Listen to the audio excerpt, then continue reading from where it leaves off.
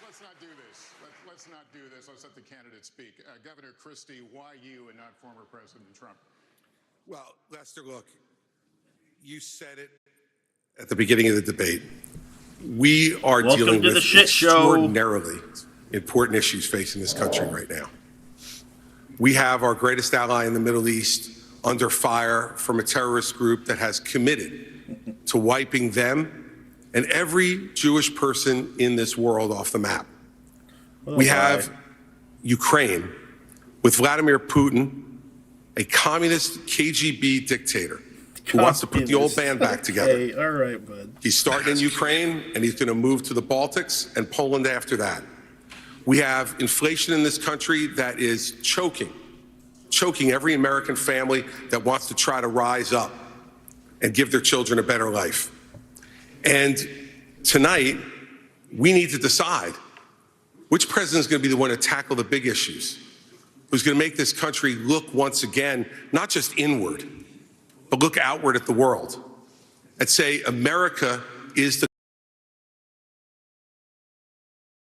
country, the indispensable nation that makes this a safer world. And in a safer world, American innovation, American hard work has always been the thing that has driven our country to greater things. I'm going to be the president who will do those big things. We're not going to be small, and I'll say this about Donald Trump. Anybody who's going to be spending the next year and a half of their life focusing on keeping themselves out of jail and courtrooms cannot lead this party or this country, and it needs to be said plainly. Governor, thank you. Let me turn to Senator Scott. Senator Scott, you've said former President Trump can't win. Make your case to Republican voters. Well, certainly. What I would say without any question is that the truth of my life destroys the lies of the radical left. We need a president and a candidate who will actually help our base solidify and attract independent voters into our party. The Great Opportunity Party is now winning back African American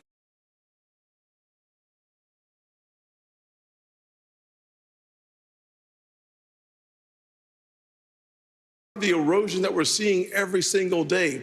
It's restoring faith, restoring our Christian values that will help this nation once again become the city on the hill. When Ronald Reagan talked about the city on the hill, he was coming from Matthew 5. When President Lincoln talked about a house divided, that was Mark. Our founding documents speak to the importance of a faith foundation. You don't have to be a Christian for America to work for you, but America does not work without a faith-filled Judeo-Christian foundation. I would be the president that helps us restore faith in God, faith in each other, and faith in our future. Without that focus, none of the issues, the policies matter. We have to get back to being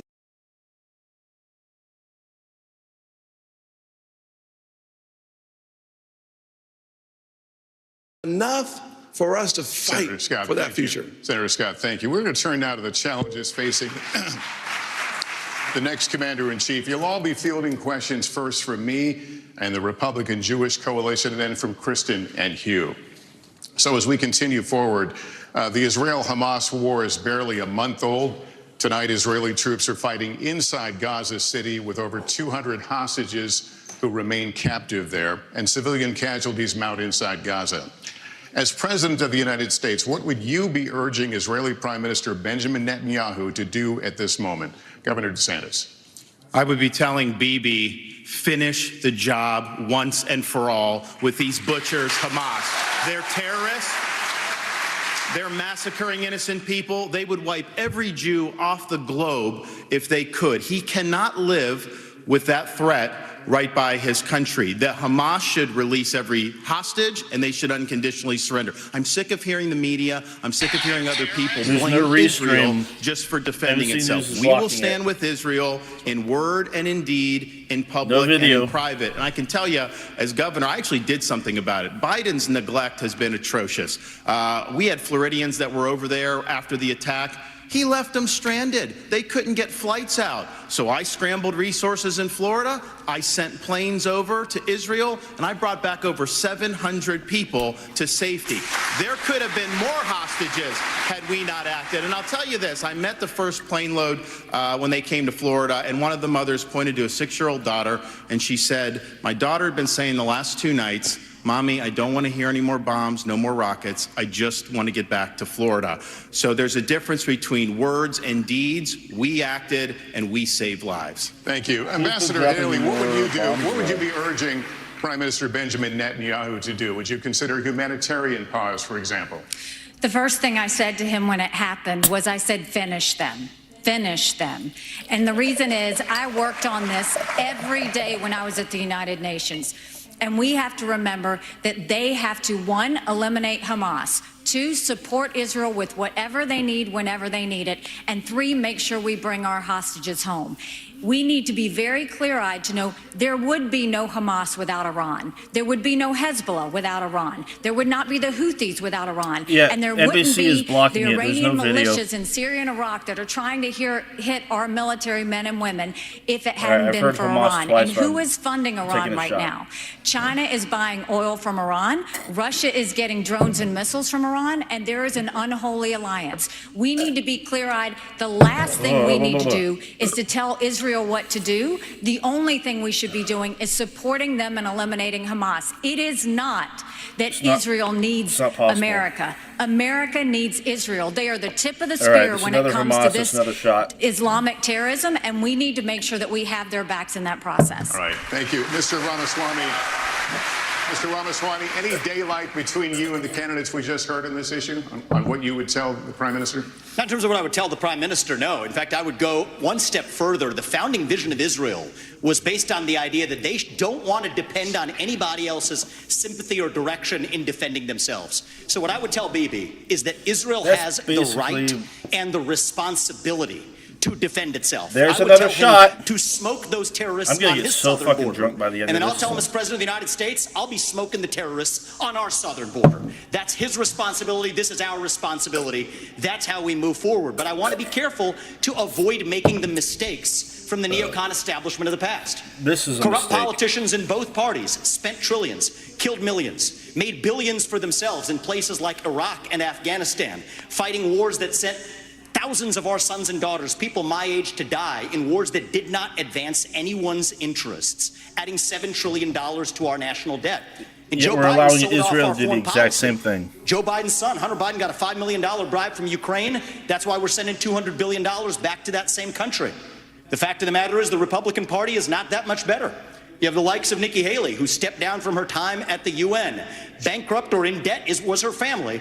Then she becomes a military contractor. She joins the board of Boeing and otherwise, and is now a multimillionaire. So I think that that's wrong when Republicans do it or Democrats do it. That's the choice we face. I hope do he you drags want a leader her from a all different night. generation who's going to put this country first, or do you want Dick Cheney in 3-inch heels? All right, Mr. In which case, we've got Ramaswamy. two of them on stage. Ramaswamy, thank you.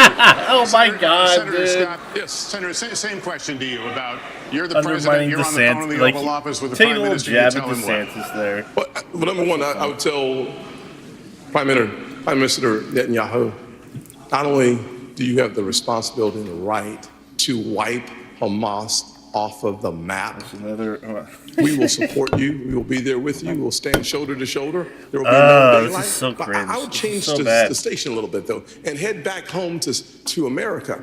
I would say to President Biden, diplomacy only is a weak strategy. Appeasement leads to war. From President Diplomacy isn't Obama to appeasement, President you Biden, fucking clown. Obama sent millions to Iran. Frankly, President Biden has sent billions to Iran. That is why I've said that It's there's their own blood money. dripping from the hands of President Obama That's and unfrozen President assets. Biden. I would tell President Biden with Shut up. great clarity, if you want to stop the 40+ attacks on military personnel in the Middle East, you have to strike in Iran. If you want to make a difference, you cannot just continue to have strikes in Syria on warehouses. You actually have to cut off the head of the snake, and the head of the snake is Iran and not simply their proxies. In order for us Seriously, to have a powerful fucking response war with Iran is from America, psycho shit. we have to be in a position of strength. As President of the United States, my foreign policy is simple. You cannot negotiate with evil. You have to destroy it. Like, all right, Senator Scott, thank you. Governor Christie, I want to get you to weigh in. Schizophrenics on crack make Look, more sense Lester, than invading Iran. These problems are so big and serious that the first thing I would say to Prime Minister Netanyahu is pretty simple. America I guess is the copywriter here, is some no matter shit, what but it is you need at any time to preserve the state of Israel. Remember that Hamas's main goal is to get rid of Israel, is to get Israel absolutely off the map. Now, there are three things I think I would say to him when he asked for advice. The first I would say is that it is absolutely your obligation to protect the territorial integrity of Israel. Secondly, to make sure you protect the security and the safety of your people. Every time something happens to compromise either one of those things, it creates greater unrest in the entire region. Second, you must go in and make sure that Hamas can never do this again. The fact is that Israel and their intelligence community failed. They failed here, and they failed the people of this. And so we need to work closely and better together to make sure, one, that they're degraded, and two, that we know everything that's going on inside the Gaza Strip when it's going on, so that something like this can't happen to kill 1,400 individuals again. And the third thing is to keep your eye on the ball. Make sure that we continue to isolate Iran. Work with the reasonable nations in the Middle East, the other Arab nations who want to partner with you, make sure that we continue to isolate Iran so that their only friends in the world are the part of the evil foursome: China, Russia, Iran, and North Korea. Governor Christie, thank you very much. And we're going to continue in this vein right now with a question from Matthew Brooks, the CEO of the Republican Jewish Coalition, a partner of the Republican National Committee in this debate. Here it is. Given attacks by Iranian-backed proxy groups on U.S. military bases in Syria and Iraq, attacks that have wounded approximately 24 of our U.S. servicemen, do you support the use of military force by the United States against Iran? Governor Haley, would you please answer that? Yes, I'd first like to say they're 5-inch heels, and I don't wear them unless you can run in them. Oh, no, I'd be dead before the other night. I'd be fucking dead. Yeah. Drew's actually watching me right now. He's like, I wear heels. They're not for a fashion statement. They're for ammunition. Right, what we need to be doing for Iraq and Syria is, first of all, the idea that our men and women could be targeted, and that we've allowed almost 100 hits to happen under Biden's watch is unthinkable. We need to understand this is Iran giving the green light, telling them what to do, and we shouldn't be doing the tit for tat like what Joe Biden has done. We need to go and take out their infrastructure that they are using to make those strikes with, so they can never do it again. Iran responds to strength. You punch them one and you punch them hard, and they will back off. But what we don't need is Biden falling all over himself to get back in the Iran deal. Him giving $6 billion to get getting 5 back hostages into the fucking home. Iran Him deal would solve so many fucking problems. Do you want Iran to have a nuke? We don't need him going and sitting there tiptoeing around Iran because he thinks they're going to do something. You don't respond to an enemy and a terrorist with fear. You respond with strength. When you do that, that's when the world pays attention, and that's when Iran stops. Thank you. Governor DeSantis, if I can continue with you. Just today, the U.S. launched another one of its limited airstrikes against targets in Syria, this time Iranian-linked facility. How far would you go militarily to hold Iran accountable? Well, first, Matt, thanks for your question, and I appreciate what you've done over the last month. I know it's been very difficult for the community, and appreciate you guys rallying together in difficult times. I actually served in Iraq back in the day, and we had al-Qaeda in Iraq. You had Shia militias that were funded by Iran that were killing hundreds and hundreds of U.S. troops. And as commander-in-chief, I am not going to put our troops in harm's way unless you're willing to defend them with everything you have. Biden has them out there. They're sitting ducks. He's doing glancing blows. That's just inviting more attacks from the Iranians.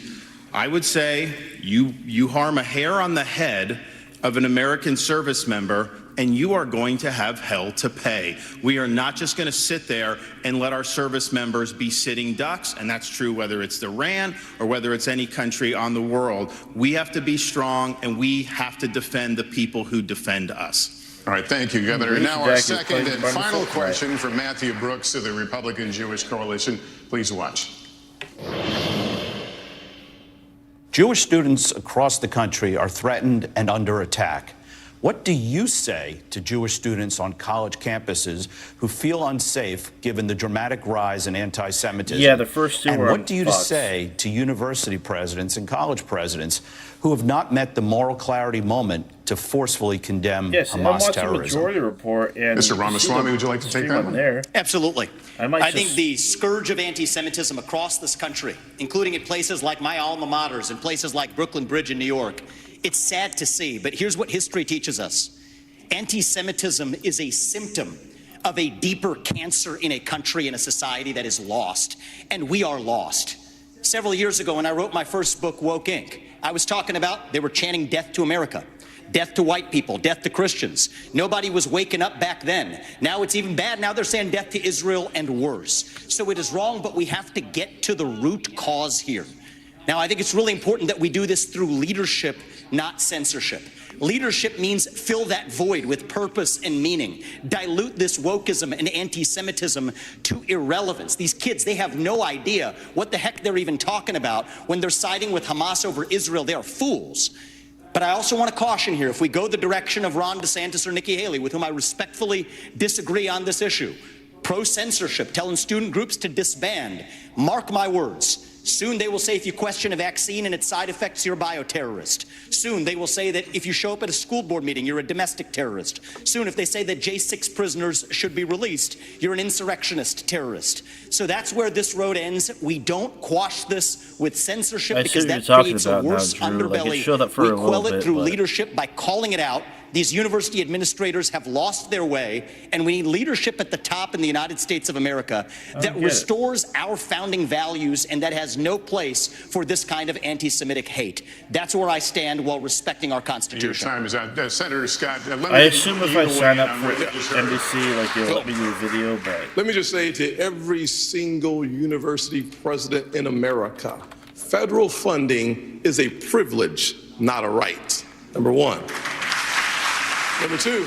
I guess I'm so online when I mean, he's calling them pro-terror, which is not what these protesters are, but, you know, I'll take don't suppress them. Calling it out. Yeah. These university administrators have lost their way, and we need leadership at the top in the United States of America that restores our founding values and that has no place for this kind of anti-Semitic hate. Dan from Columbus says, such a double standard. Constitution. Emma tries to be inconspicuous with her cashews, with Sam shoving pizza in his mouth. I mean, look what I have over here. Every single university president new sponsor, Nutstop. I love these two. I love these two so much.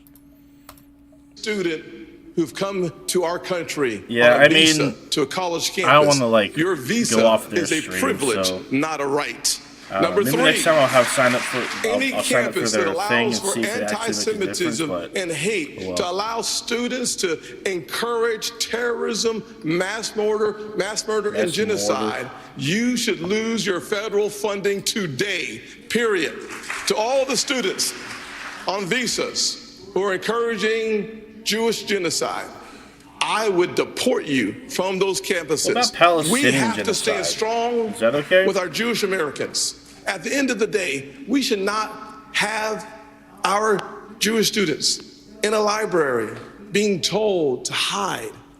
On our streets in New York, a Jewish citizen has the right to walk on the streets of America with no fear. They have the right to go to college campuses, go to class, and not fear.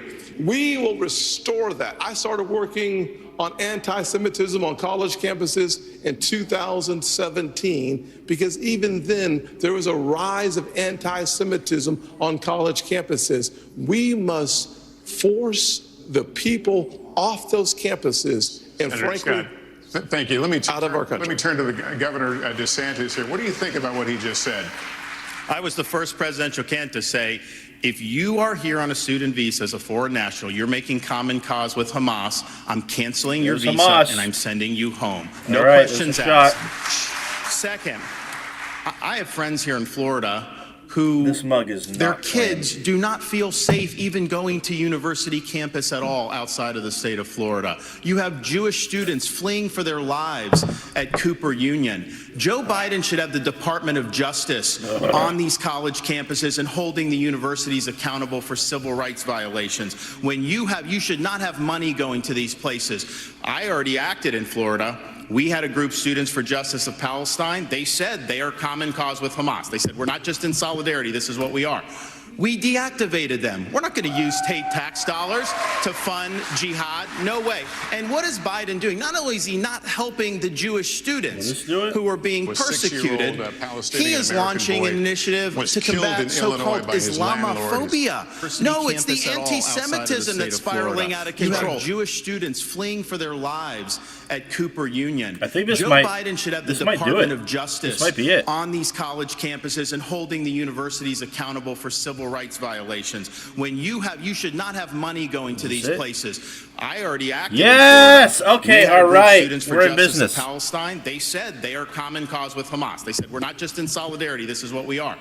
We deactivated them. We're not going to use state tax dollars to fund jihad. No way. And what is Biden doing? Not only is he not helping the Jewish students who are being persecuted, he is launching an initiative to combat so-called Islamophobia. No, it's the anti-Semitism that's spiraling out of control. That is what we have to confront. And as president, I can tell you this, we are not going to stand for this on college campuses any longer. All right, Governor, right, because it's all the calls for ceasefire and the end to violence that's so fucking anti-Semitic, right? As you know, a 6-year-old Palestinian-American boy was killed in Illinois by his landlord. His mother was also stabbed more than a dozen times in what has been charged as a hate crime. What do you say to Muslim Americans who are also feeling afraid for their safety right now? Lester, I'm the only one on the stage who's actually had experience in dealing with this. I was appointed by President Bush to be the U.S. Attorney in New Jersey on September 10th, 2001. And when I took over that job after the September 11th attacks, I had to deal with a situation in our state that was explosive. We're the most ethnically diverse state in this country. And so first, we heard credible reports about Jewish students and synagogues being threatened in our state in the aftermath of 9/11. We made sure that we sent federal agents to those synagogues and we protected them, and the same thing should be being done now. At the very same time, I personally went from mosque to mosque in New Jersey and met with the leaders of those mosques and with the members of the mosques. And I said to them, law enforcement is on your side to protect you, regardless of your religion, if you are going to comply with the law. And we developed fabulous relationships with Muslim Americans all across the state of New Jersey, and we stopped any hate crimes that were going on either against Jewish Americans in New Jersey or Muslim Americans in New Jersey. It takes leadership, Lester, to know how to do this. You must work with both sides. See, both at sides least he need like, to know it, but let us never at have least Chris Christie a false moral equivalence can pretend to show a little bit of fucking people. sympathy. The Jewish people stand for right and justice, and Hamas and Hezbollah stand for death. Governor Christie, thank you. Ambassador Haley, what do you say to Americans who are simply afraid right now in this current environment that we're talking about? I think, you look at the country, and the country is all out of sorts. I think, look at what these kids are dealing with on college campuses. What makes me so angry is not only do you have the kids barricaded in the library, they've said they were going to shoot up the kosher dining hall. You've got kids' dorm rooms who are being set on fire because they have something related to Israel on their doors. No person should ever feel in danger like this. And this is what I would say about our college presidents, is if the KKK were doing this, every college president would be up in arms. This is no different. You should treat it exactly the same. Anti-Semitism is just as awful as racism, and we've got to make sure they're protected. And for everybody that's protesting on these college campuses in favor of Hamas, let me remind you something. Hamas said death to Israel and death to America. They hate and would kill you too. And the idea that they're talking about genocide for the Jewish people, that's not the values of America. That's not us. We're better than that. We don't need to celebrate terrorists. We don't need to celebrate genocide. We don't need to celebrate violence towards anybody. We need to go back and soul search in our country and remember what we are about. And you we are the about one taking care of celebrating people, genocide. not going and making them live in fear because some other terrorist activity says they want to destroy them. Ambassador, thank you. Kristen. Lester, thank you. This is another question for the entire field, so you will all get a chance to respond. But Senator Scott, I'd like to start with you. The United States has given Ukraine financial and military support since the war began more than 600 days ago. President Zelensky told me on Sunday if Russia isn't stopped now, quote, the price will be higher for the United States, and Americans would be forced to, quote, send your sons and daughters to defend NATO countries. Senator Scott, where do you stand on more funding for Ukraine? I certainly have been very supportive of Ukraine. I believe that ultimately we should make sure that the President of the United States states what is America's national vital interest in Ukraine. It is actually in degrading the Russian military. We've been very effective using our resources and our weaponry and the incredibly high price of Ukrainian blood to achieve that objective. Every day we get closer to the degradation of the Russian military, and that's good news. But the American people are frustrated that they do not have a president who reminds us and tells us, where's the accountability? Where are those dollars? How are those dollars being spent? We need those answers for us to continue to see the support for Ukraine. And at the same time, I would say that a package that's been offered by the president for Ukraine and Israel, that's the wrong approach. We need to focus specifically on providing Israel with the $14 billion that they need so that we show the world that we are 100% undeniably standing shoulder to shoulder with Israel. And then as we turn away from that direct support for Israel, we should go to our southern border and close our southern border with the resources necessary. I believe that we have sleeper terrorist cells in America. Thousands of people have come from Yemen, Iran, Syria, and Iraq. If we are going to deal with the national security emergency at our border, we have to do it now. Senator Scott, thank you. But just to be very clear, if you were president, if you were in the Oval Office today, would you sign off on more military funding for Ukraine, or would you discontinue it? Bottom line is we have to first have the level of accountability that allows the American people to understand where the resources have gone. Number one. Number two, after we have that responsibility taken care of and accountability, then we have an opportunity to look at the overall strategy that helps us degrade the Russian military while we use our resources and, frankly, keeping our NATO partners safe from the Russian military is absolutely essential, as you understand. Article 5 even Vivek's like, come on, to support and to defend NATO, our troops on the ground. The fastest way for us to eliminate that possibility is for us to destroy, to the extent possible, the Russian military. By doing so, we actually achieve the objective of keeping our military home, and that's good news. Thank you, Senator Scott. Mr. Ramaswamy, are you persuaded by President Zelensky's urgent new plea? Where do you stand on more funding? I'm absolutely unpersuaded. And I'm actually enjoying watching the Ukraine hawks quietly, delicately tiptoe back from their position as this thing has unwound into a disaster. The first half of this race, I was the only person standing for it. Now they're actually quietly coming around to being more cautious, as they should. Level with the American people here. Ukraine is not a paragon of democracy. This is a country that has banned 11 opposition parties. It has consolidated all media into one state TV media arm. That's not democratic. It has threatened not to hold elections this year unless the U.S. forks over more money. That is not democratic. It has celebrated a Nazi in its ranks, the comedian in cargo pants, a man called Zelensky, doing it in their own ranks. That is not democratic. More facts for you that you won't hear from the mainstream in either party or the mainstream media. The regions of Ukraine that are occupied by Russia right now in the Donbass, Luhansk, Donetsk, these are Russian-speaking regions that have not even been part of Ukraine since 2014, that other people probably couldn't name those provinces for you. Those are the hard facts. And so to frame this as some kind of battle between good versus evil, don't buy it. And I'd like the likes of the sharpest of the war hawks on Ukraine, Nikki Haley, to have some accountability and answer.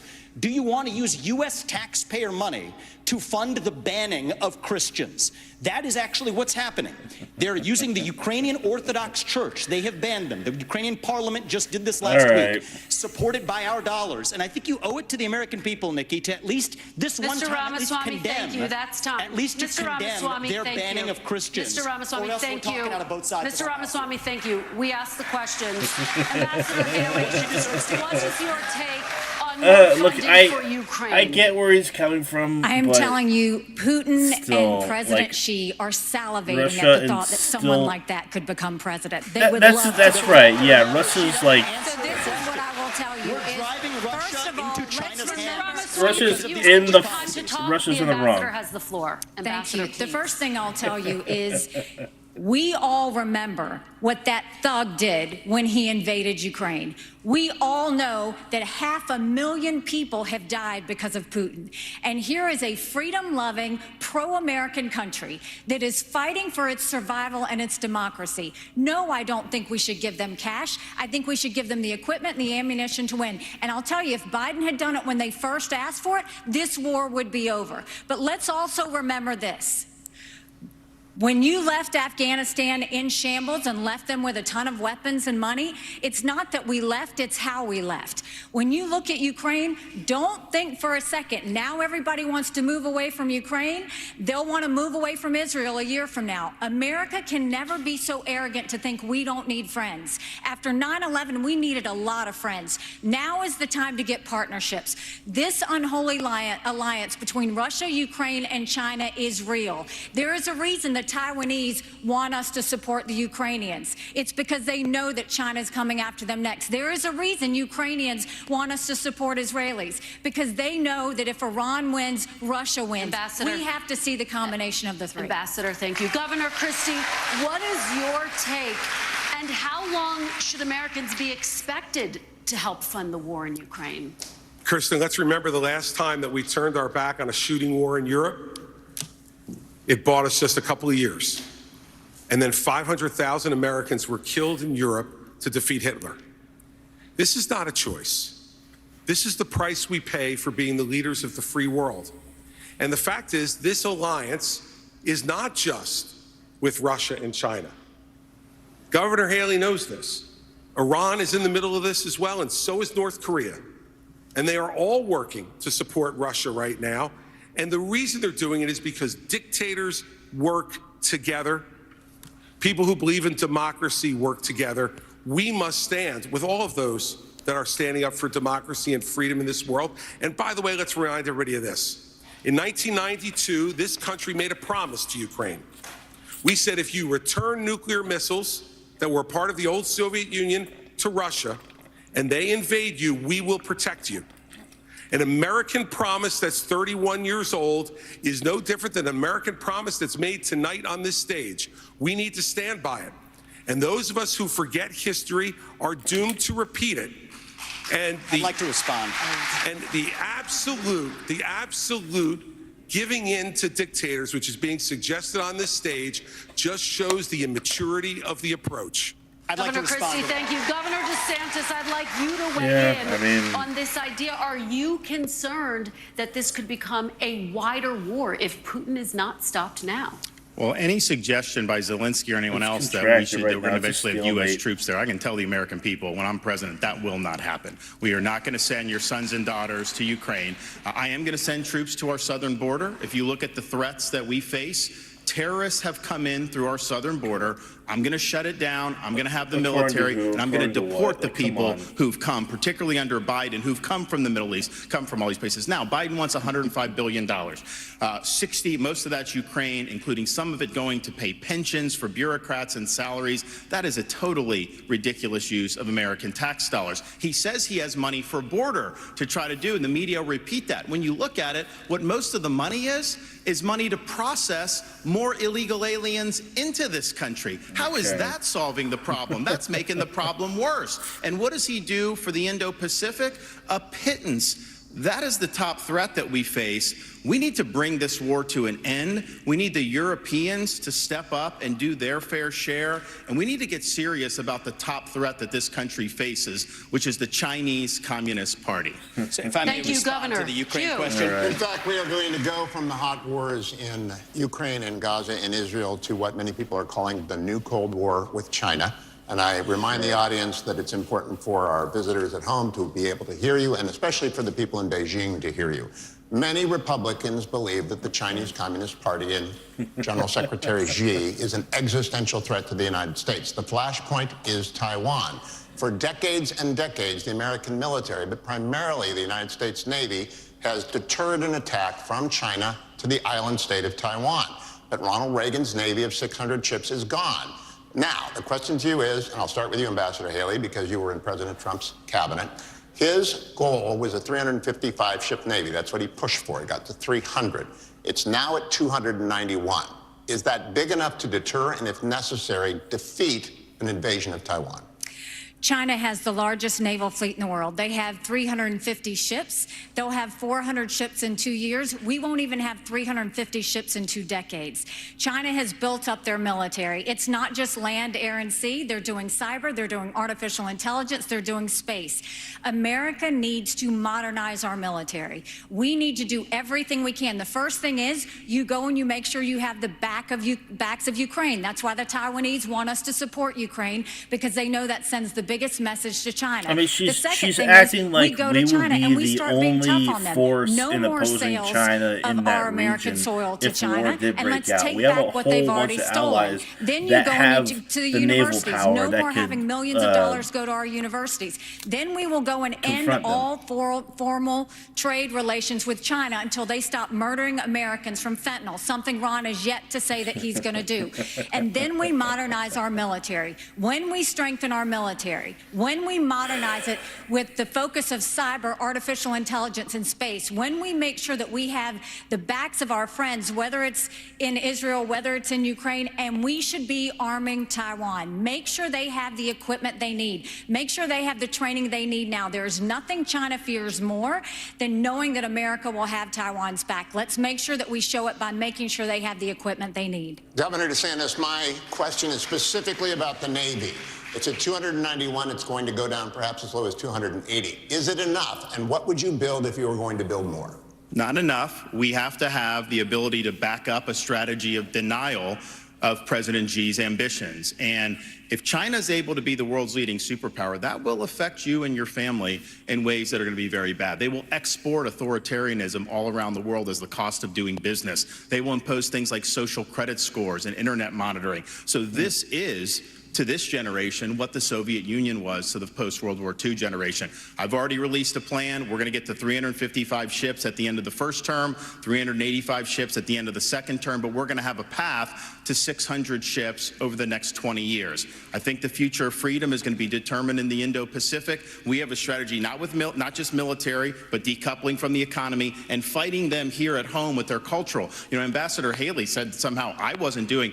She welcomed them into South Carolina, gave them land near a military base, wrote the Chinese ambassador a love letter saying what a great friend they were. That was like their #1 way to do economic development. In Florida, I banned China from buying land in this state, and we kicked out on our universities, and we kicked the Confucius Institutes out of our universities. We've recognized the threat, and we've acted swiftly and decisively. Senator Scott, you've been in the Congress since 2011. Defense spending has fallen over that entire period of time. Where are we going to get the money, and what would you build, and what kind of ships to deter China from attacking Taiwan? Well, 2 major problems with the question. Number one, we do not have currently a defense industrial bank to allow us to have the kind of production that we need in order to keep America safe. Frankly, if we are not prepared to fight and engage in 3 continents at the same time, think about where we are today. In the Middle East, we are in the midst of trying to back our strongest ally. In Eastern Europe, we're seeing our resources and our weaponry help degrade the Russian military. The Indo-Pacific, we have real challenges. The long-term threat is China. Immediate threat is our southern border. In order for us to have the military to fight 3 different continents at the exact same time. We're going to have to invest. You had it right the first time. In our military, Conflicts. but we're also going to have to invest Come on. heavily in an industrial base so that we can hit our objectives from a military perspective, not only with our ships, but also with our planes. We are so old as a military that in order for us to recalibrate, we're going to have to invest. One of the things I do in my Made in we're the America most modern strategy military in is the we create world. more than Nobody 4 comes million close. new It's not even jobs remotely close. by having high-tech manufacturing come back to America, decoupling from China, so that we focus our attention on creating that industrial revolution that will be necessary for us to achieve the goal of having a military that is ready to be lethal and come home safe. Thank you, Senator. Mr. Ramaswamy, I'm looking for specifics. What would you build? Where would you build it? When would they be in the water? How big would the fleet get? First answer is end the toxic divest to invest program. For people who don't know about that, we're decommissioning ships in the South China Sea. The foundation of war is economics. Rebuild our defense industrial base at home. But here's the dirty little secret. Our actual defense industrial base depends on China for the supply chain, for the F-35 jets, for the ships that we're building. Think about this. Why are we stockpiling that if it isn't to actually be strong against our enemy, China? We depend on them for that, just like we depend on them for pharmaceuticals, just like we depend on them for semiconductors. So here's why we can't get tough with China. It's because we depend on them for our modern way of life, and we have to declare economic independence from our enemy. That's the Declaration of Independence that Thomas Jefferson, at the age of 33, would have signed. And today, if he were alive, that's the Declaration of Independence that I will sign as the next president. I do have to recognize that Ron DeSantis was correct about acknowledging Nikki Haley's tough talk when she was ambassador to the UN, Independence calling from China our China great would friend, be an bringing the economic CCP to South fucking Carolina. nightmare. What he left out, though, Ron, and be honest about it, there was a lobbying-based exemption in that bill that allowed Chinese nationals to buy land within a 20-mile radius of a military base lobbied for by one of your donors. So I think we have to call a spade a spade. We need politicians who are independent of the forces that increase our dependence on China. My message to Xi Jinping is this. You are done buying land in this country. You will not donate to universities in this country. U.S. businesses won't expand into the Chinese market until you play by the same set of rules. Ramaswamy, you're kicked out of the WTO, and you actually have to have accountability for the COVID-19 pandemic financially, which unleashed hell on the world. We have to hold them accountable. Do you have a number and a plan? I think that we need to increase our naval capacity by at least 20% over the course of the next several years. I think we have to, at minimum, be able to meet our AUKUS agreement standards. Right now, we are at risk of not even being able to meet our AUKUS standards with Australia and the UK. So what we need to do is have a plan that reverses the trajectory of the divest to invest program Hugh, I'd like to by 20% over the next 3 years. Governor Christie? You know, my first observation, Hugh, is that nobody answers your question. And my second observation is these three in the middle think they're the enemy. I know China is the enemy, and that's what we should be focused on. So let's be really clear. The nuclear submarines in this United States Navy is the greatest deterrent to Chinese aggression, and that is the first place I would go to increase American naval power. Our nuclear submarines are able to move stealthily, quietly, and effectively. And if we are going to deter China from invading Taiwan, the only way we're going to do it is to make sure that they don't know whether how many nuclear submarines from the United States of America are in the South China Sea and in that area and ready to strike on them if they decide to move on Taiwan. And so we, as our first priority, need to go directly to our nuclear sub program, Hugh, and we need to increase it drastically. That would be priority number one. Ships would come next, but to me, the ships are secondary choice here. The submarines are the single most important thing that we could be using to deter China. But the other thing we could do to deter China is to let them know that the blood money they're spending for Russia in Ukraine right now will not be effective. That we send Putin home with his tail between his legs and make them understand that the same fate waits for them if they decide to move towards Taiwan with a more aggressive nuclear sub-program. We'll be able to make that threat real. Thank you, Governor. We're going to take a brief pause now, and we'll be back to the Republican presidential primary debate. Please stay tuned.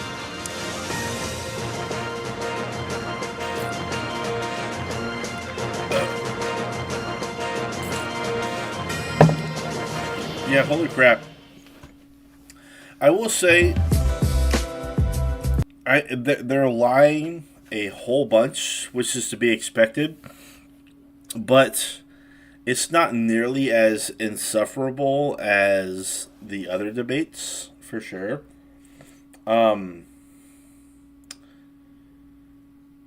Yeah, I just took a shot because I remember as I was getting set up, Hamas was said once. If you're not paying attention, I have a drinking game going. Every time they say Israel has a right to defend itself, or Hamas, or Trump, I take a shot, which I got a whole bunch of shit here. I just finished this off. There wasn't that much left, but it's the Crown Royal Vanilla. And I got this, the Northern Revelry, apple-flavored Canadian whiskey. Pretty fire. And chasing it with my favorite, Flying Cauldron Butterscotch beer. Yeah, no, they're all full of shit. They're very much bloodthirsty.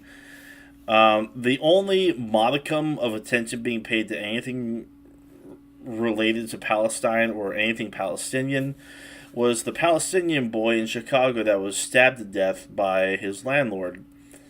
But other than that, yeah, absolutely no word on, the bombing campaign in Gaza, or the fact that 4,000 children have died now on the Gaza Strip. It's just nothing but fluffing up Israel. It's so funny how they, say, oh yeah, Putin needs to be deterred because this and that and this and that, but Israel is our ally, so even though they're doing basically the same thing in Gaza, and about to even like take the next step, that doesn't matter. That doesn't fucking count. But oh fucking well, I guess. I mean, at least Chris Christie is able to like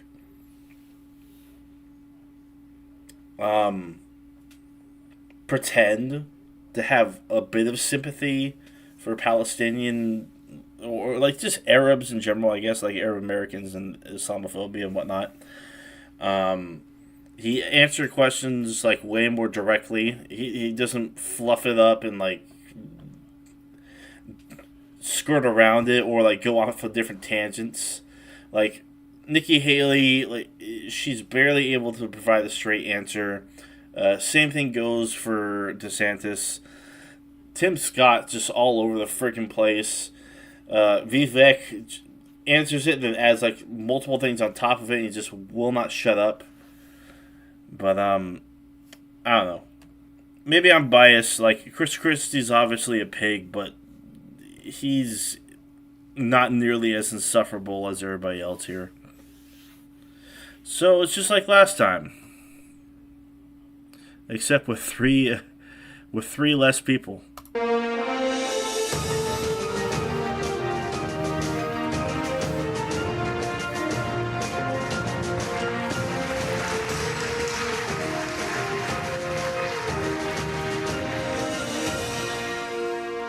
Welcome back to tonight's NBC News Republican presidential debate. Once again, here's Hugh Hewitt. Thank you, Lester. We're going to stay on China, and we're going to talk specifically about TikTok.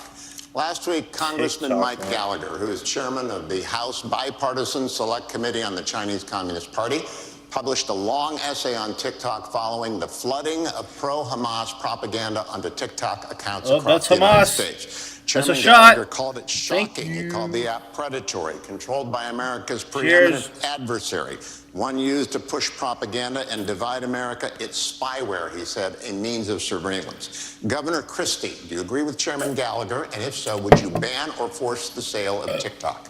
I agree 100% with Chairman Gallagher, and let me say this. TikTok is not only spyware, it is polluting the minds of American young people all throughout this country, and they're doing it intentionally. And when you saw what happened in the last few weeks with all of this anti-Semitic, horrible stuff that their algorithms were pushing out at a gargantuan rate, this is China trying to further divide the United States. How about the countless videos that have been posted on TikTok of Israeli citizens mocking the dying, desperate Palestinians in Gaza? Or the TikToks that are being posted of Israelis with their captives, literally kidnapped Palestinians from the West Bank. How about that? How about those TikToks that are making the rounds? States of America. And this is one of the big failings among many of the Trump administration. He talked tough about TikTok. I heard him do it many times. But when it came down to it, he did not ban them when he could have and should have. And now since then, we've had an additional nearly 6 years of this type of poison being put out throughout the United States, even putting aside the spying, which we know is going on, and the theft of American personal data and information. So in my first week as president, we would ban TikTok. They want to go ahead and sell it? Let them go ahead and sell it. But I'll tell you another reason we would do it. Facebook's not in China. X is not in China. They're not permitting a free flow of information to the Chinese people from our social media companies, yet we just open the door and let them do what they're doing. TikTok should be banned because they are poisoning American minds, and I would do it week one. Thank you, Governor. I want to go to Governor DeSantis. Would you ban or force the sale of TikTok, regardless of whether or not China allowed American apps to operate in China? Yes, I think that China is the top threat we face. They've been very effective at infiltrating different parts of our society. So my policy on China and the Chinese Communist Party is very simple. We win, they lose. And in order to do that, it's not just military, it's economic, and it's cultural. And as the dad of a 6'5" and a 3-year-old, I'm concerned about the data that they're getting from our young people and what they're doing to pollute the minds of our young people. These kids get these devices and they have a mind of their own. And I know a lot of parents are looking, it's hard to even keep it out. Well, you don't China's say. obviously Young people the most have a mind of extreme, but their this is own. happening with other things. So we are going to do that, and we are going to make sure to Yeah, it's protect the almost like American they're people. It's a full spectrum approach to be able to fend China off. Yes, military deterrence. Yes, economic decoupling, but also their role in our culture. If we ignore that, we're not going to be able to win the fight. Thank you, Governor. Ambassador Haley, speak to the parents out there. There are probably TikTok apps on half the phones in this auditorium. No, I'm going to speak to the fact that 2 people hit me and you didn't let me respond. So let's first talk about the fact that they want to talk about the Chinese land from 10 years ago. Yes, I brought a fiberglass company 10 years ago to South Carolina. But Ron, you are the chair of your Economic Development Agency that as of last week said Florida is the ideal place for Chinese businesses. I am all for the Chris Christie kamikaze campaign. I'm getting such a fucking kick out of it. He like he's nailing it. I can't stand the guy. He's a pig, but he's nailing it. You have a company that is manufacturer of Chinese military planes. You have it. They are expanding 2 training sites at 2 of your airports now, one which is 12 miles away from a naval base. Then you have another company that's expanding, and they were just invaded by the Department of Homeland Security. So mine was 10 years ago. You gave Yours them was stuff. 6 I months didn't ago. give them anything. What's your story? And I abolished that agency that she's talking about. No, Enterprise Florida, we abolished it. And of course, we banned China from buying the land. website Not last exactly week. a Go great check. recruiting pitch if you're banning them from purchasing land. You scrubbed the website So we stood last up week. and beat up You campaign on TikTok. How do you get TikTok banned if you use it? Well, I want to laugh at why Nikki Haley didn't answer your question, which was about looking at families in the How eye. many shots In the have I last had? debate, she made fun of me for actually joining TikTok, One, while her own two, daughter was actually using the app for a long time. So you might want to take care of your family first. Leave my Before daughter preaching out of to your voice. your adult daughter. The next generation of Americans are using it. And that's actually the point. Her supporters propping her up. That's fine. Here's the truth. You're The just easy scum. answer is actually to say that we're just going to ban one app. We got to go further. We have to ban any U.S. company actually transferring U.S. data to the Chinese. Here's a story most people don't know. Airbnb hands over U.S. user data to the CCP. Now, that's a U.S.-owned company. So this is the problem when you have Republicans that temporarily go the way the winds blow, and now it's popular to talk tough on China when she was UN ambassador, called them literally her words, not mine, our great friend. You can't be fair weather fans of the right policy. Get to the root cause. Even U.S. companies in Silicon Valley are regularly doing it.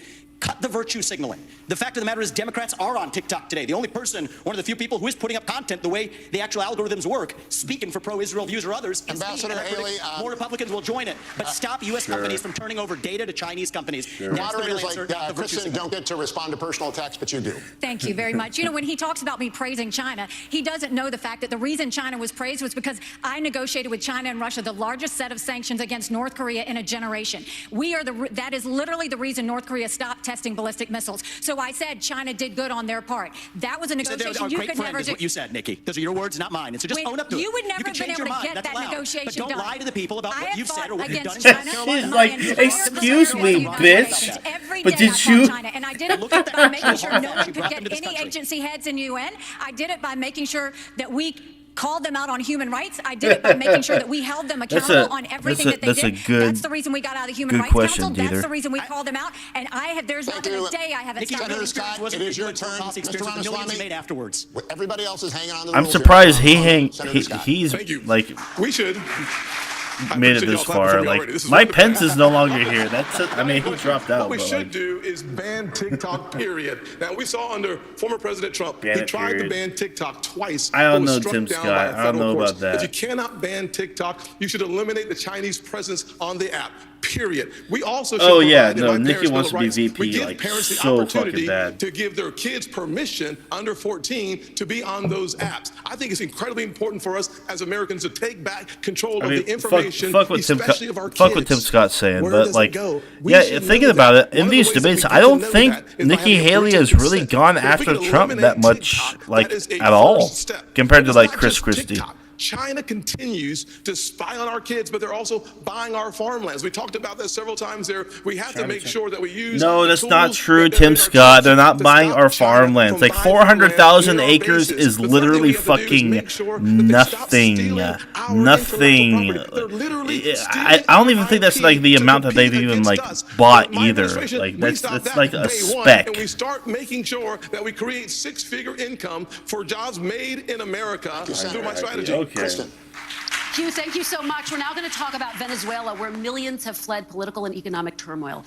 Many Venezuelan immigrants are settled right here in Florida. Former President Trump and President Biden when has Venezuela been a topic? What is this, 2018? Former President Trump put economic pressure on Venezuela and backed one of Maduro's rivals. President Biden temporarily eased sanctions to encourage electoral reforms. What? Governor DeSantis, do you see the political situation in Venezuela as a threat to the United States, and what would your approach be? We should never rely on Venezuela become back in the news. Like what? Beg. I'm going to unleash all of America's energy potential. On day one, I'm taking all the Biden regulations, the Green New Deal, ripping it up and throwing it in the trash can where it belongs. We're going to lower your gas prices. I mean, Dieter, that'd be great if RFK is during on the stage, but he's running as an independent, so I don't know if like Midland over Moscow, it's going to count. Over the mullahs, and we'll choose if ran as a Republican, maybe. That is good for America's national security. But can you imagine? Green New Deal, that's good for Venezuela. It's good for Russia. It's good for Iran, and it's good for China. So I would turn the screws on the Venezuelan regime. I think it's a corrupt, dictatorial regime, and we should never go hat in hand begging for oil from them. Just to be clear, would you reimpose the sanctions? Yes, absolutely. Ambassador Haley, what would your approach be? You know, I stood on the Simon Bolivar Bridge and watched thousands of Venezuelans cross for hours in the hot sun holding their babies to get the one meal they might get that day going from Venezuela to Colombia. They were fleeing socialism and begging for freedom. We need to make sure that we do everything we can to sanction Maduro. We shouldn't be getting dirty oil, and Biden just gave 500,000 Venezuelans temporary priority status, which is just going to have more of them come. But on the energy side, it cracks me up that Biden continues to do this. He has opposed fracking. He's opposed drilling. Last time he said it wasn't true, and everybody found out that it was true. He opposed it before Florida voters even voted on it. He was praised by the Sierra Club, and you're trying to make up for it and act like you weren't a liberal when it comes to the environment. You were. You always have been. Just own it if that's the case. But don't keep saying you're something that you're not. Let me respond to that. It's so funny how she has like this plan. You can't get the shale without fracking. We're absolutely going to. I don't care what you're saying. It's so fucking funny how. Like, she has this, like, this whole humanitarian view when it comes to Venezuela and people fleeing Venezuela. But when it comes to people fleeing cartel violence or poverty in Mexico or the other Latin American countries to come to the U.S., then it becomes a fucking problem.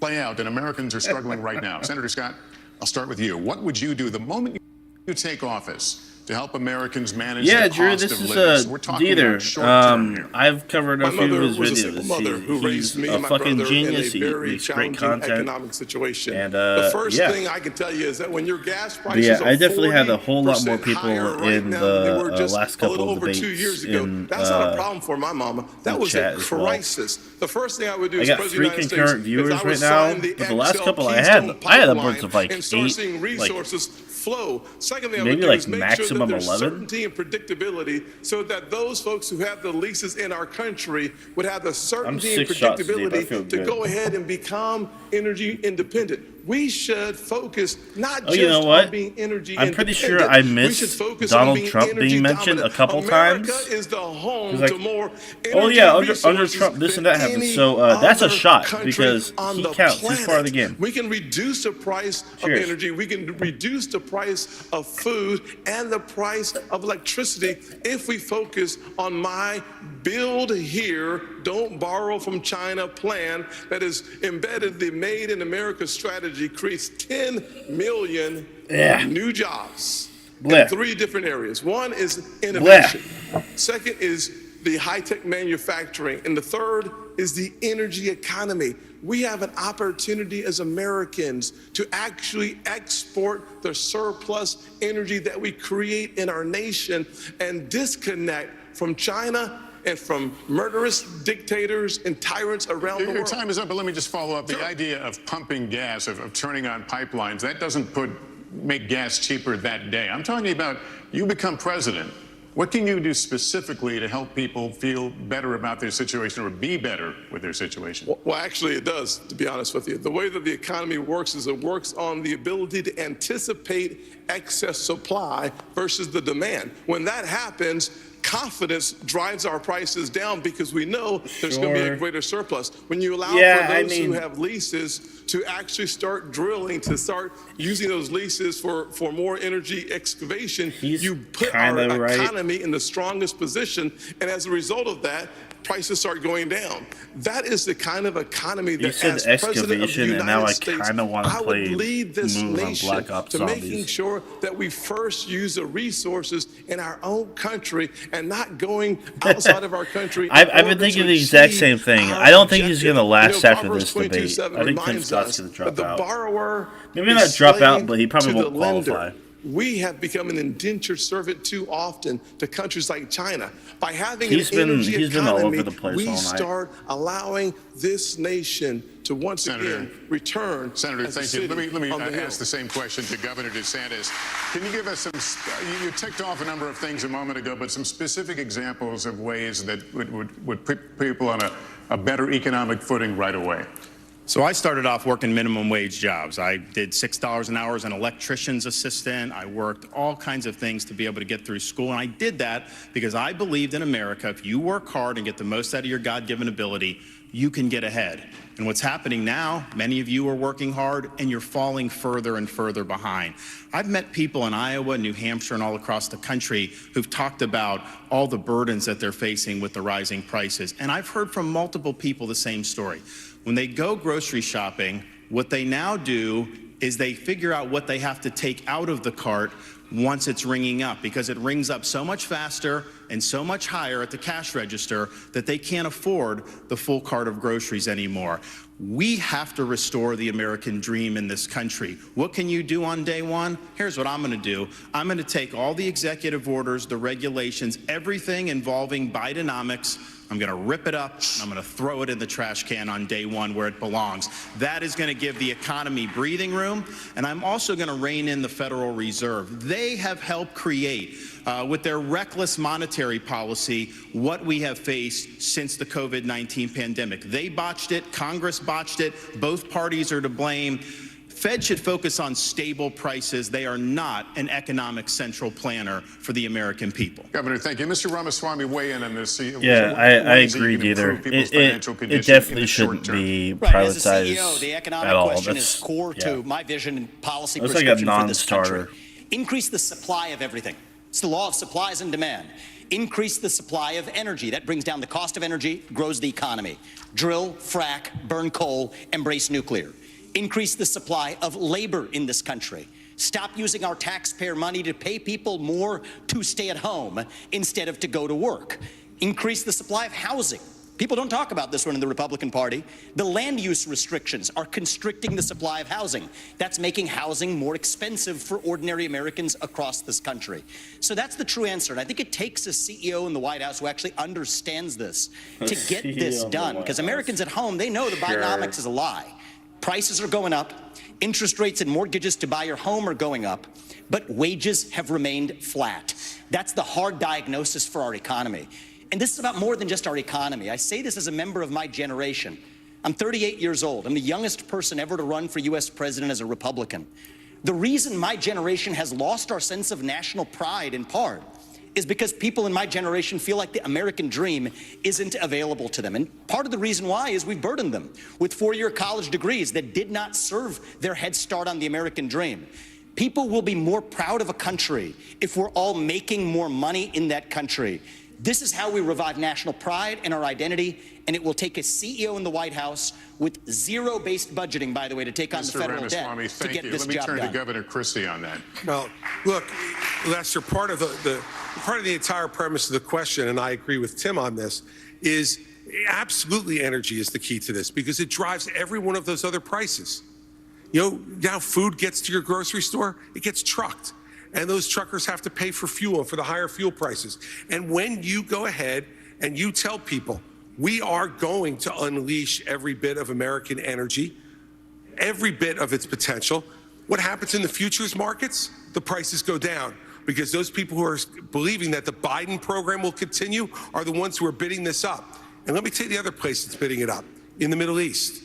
And so if you don't believe that making sure that Israel and that Israel situation that's going on right now isn't resolved and resolved quickly as President of the United States and bring stability back, that will also not permit countries like Saudi Arabia and others to be able to jack their prices as well in what they say is in response to a crisis, when it's really what it's in response to is putting more money in their pockets. When they have an American president who knows that Israel must be defended not with humanitarian pauses and not with suggestions for ceasefire, but with letting them know we will supply them with everything they need, that will also bring stability to the market. Energy is the key to bringing this down. It's what get the blood out of your mouth. Turn on their lights, fill up their car, get the and go to the grocery out of your store. mouth. And we need to do that first and foremost. That's the short-term answer. Governor Christie, thank you. Ambassador Haley, let me come at this from a slightly different direction. Americans in rural communities are being especially squeezed by inflation right now. Say hi to Liam. An Iowa State University study found that last year inflation cost rural households about an extra $5,000. How would you specifically help rural Americans who are suffering right now, Ambassador? Well, I'm a product of rural America. I grew up in rural South Carolina. And I can tell you what we're seeing now in America is the rich are getting richer and the poor are getting poorer. We have to go and start beefing up the middle class. And the first thing I would do is I will eliminate the federal gas and diesel tax in this country. We'll cut taxes on the middle class. But we have to stop this spending binge that's happening by Republicans and Democrats in Congress. I will make sure, one, we claw back the $500 billion of unspent COVID dollars that are out there. Instead of 87,000 IRS agents going after middle America, we'll go after the hundreds of billions of dollars of COVID fraud that exist, one out of every $7. We'll stop the spending, we'll stop the borrowing, we'll eliminate the earmarks, and I'll veto any spending bill that doesn't go back to pre-COVID levels. That will cut trillions and allow us to be safe. We also need to be not energy independent, energy dominant. How about we generate trillions by taxing the rich? The reason no one should give you a number, Hugh, on the amount of ships in the Navy is because in a few years, our interest expense is going to be more than our defense budget. So no one can give you that number realistically without first tackling what's happening with the financial situation. It would be a false number to give you that. We have got to understand this is a crisis. It is a national security concern. If we don't deal with what's going to happen with that interest expense in a few years, we're going to look like Japan. And we can't let that happen. The strong dollar matters. Ambassador, thank you very much.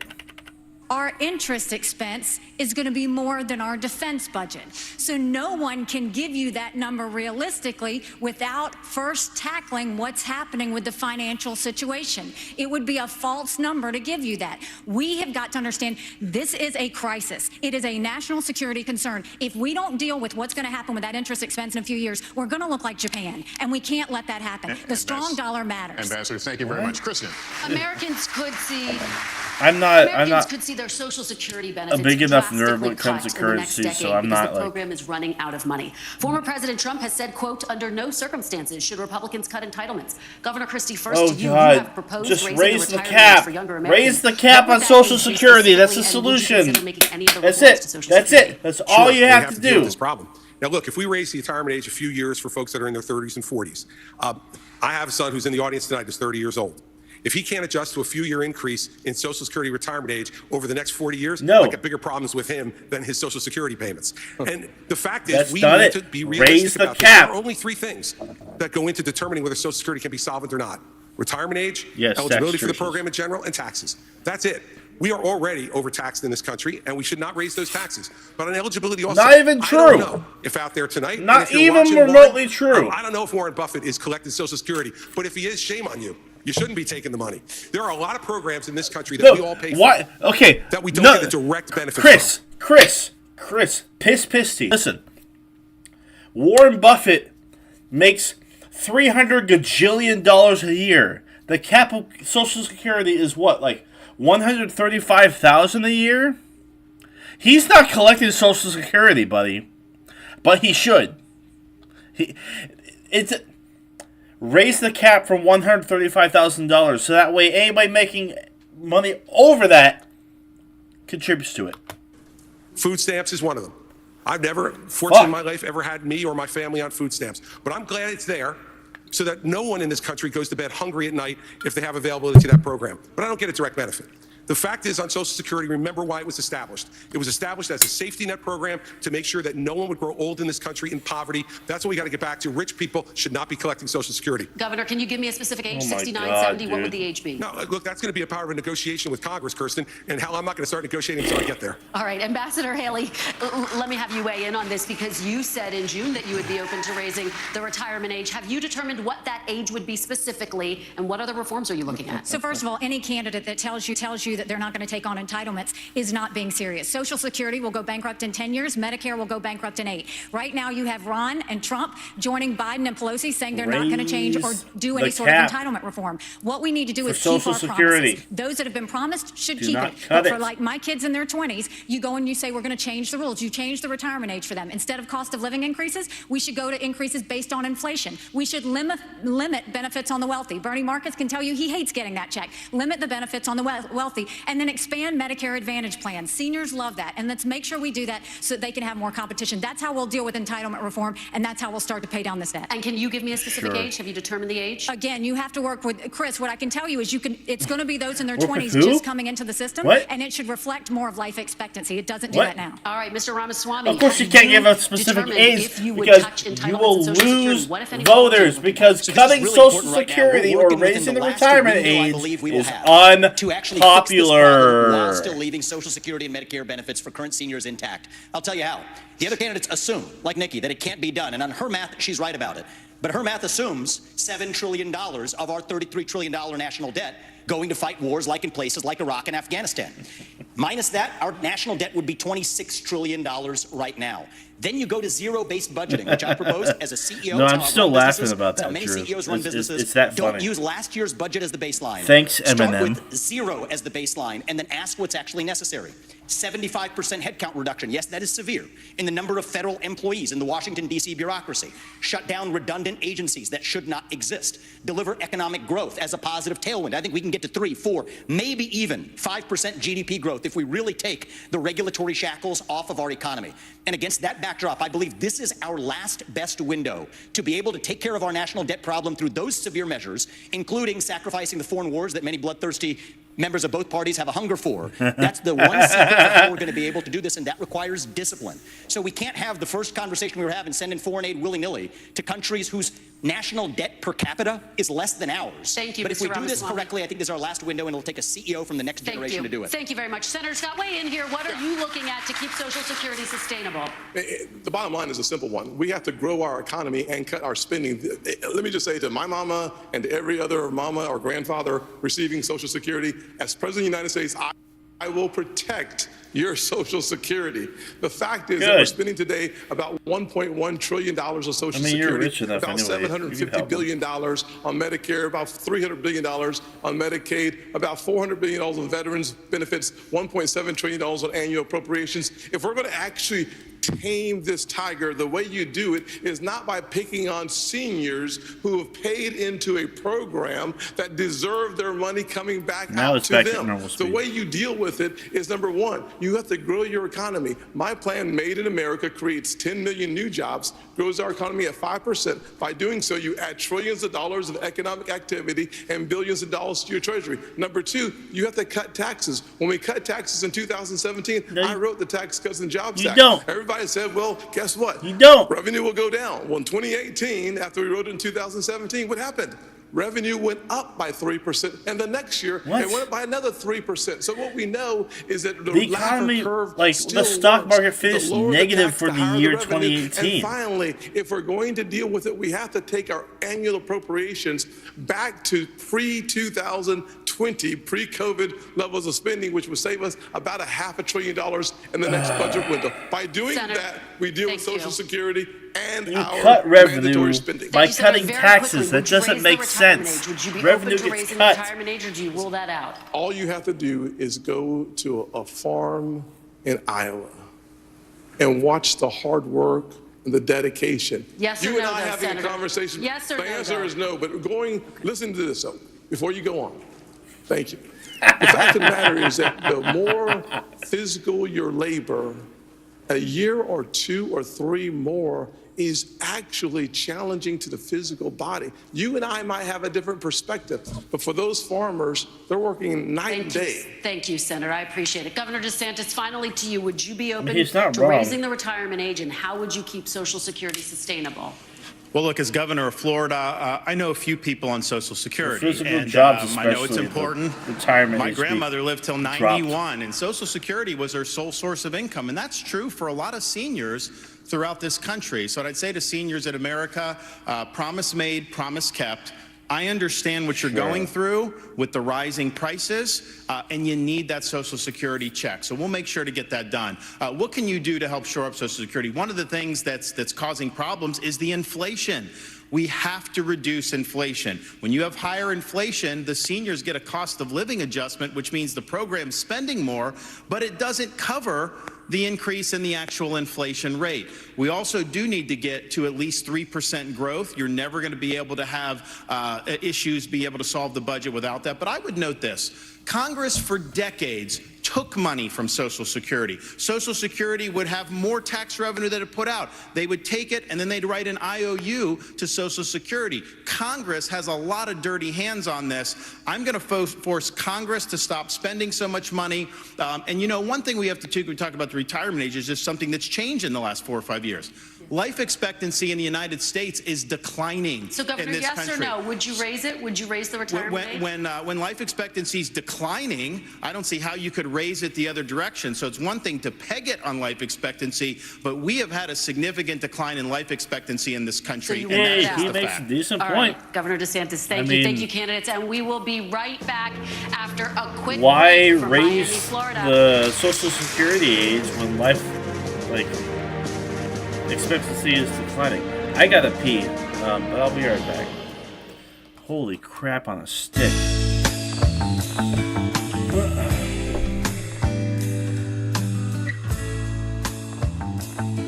50,000 flee. That's it? 500,000 have been displaced. Whatever. I'll be right back. I gotta pee really bad.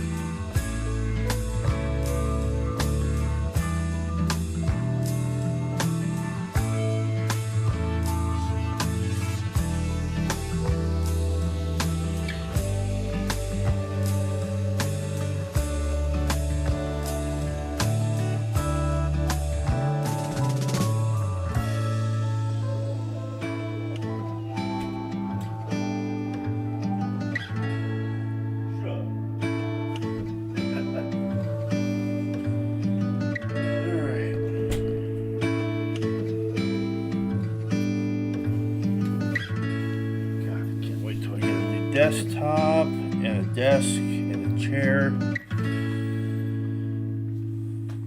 It would be so nice.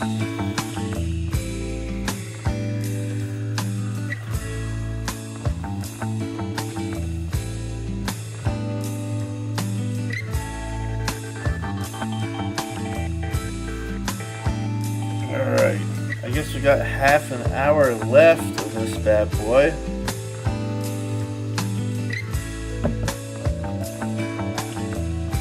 Let's see how fast I can play the guitar.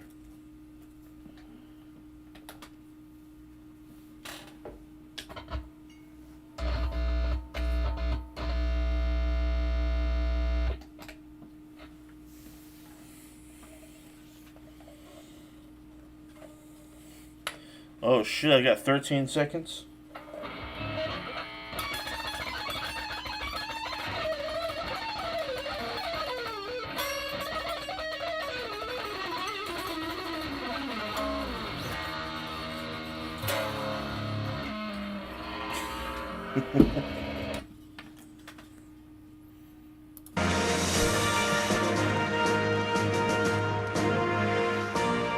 Welcome back to tonight's NBC News Republican presidential debate. Once again, here's Salem Radio's Hugh Hewitt. Thank you, Lester.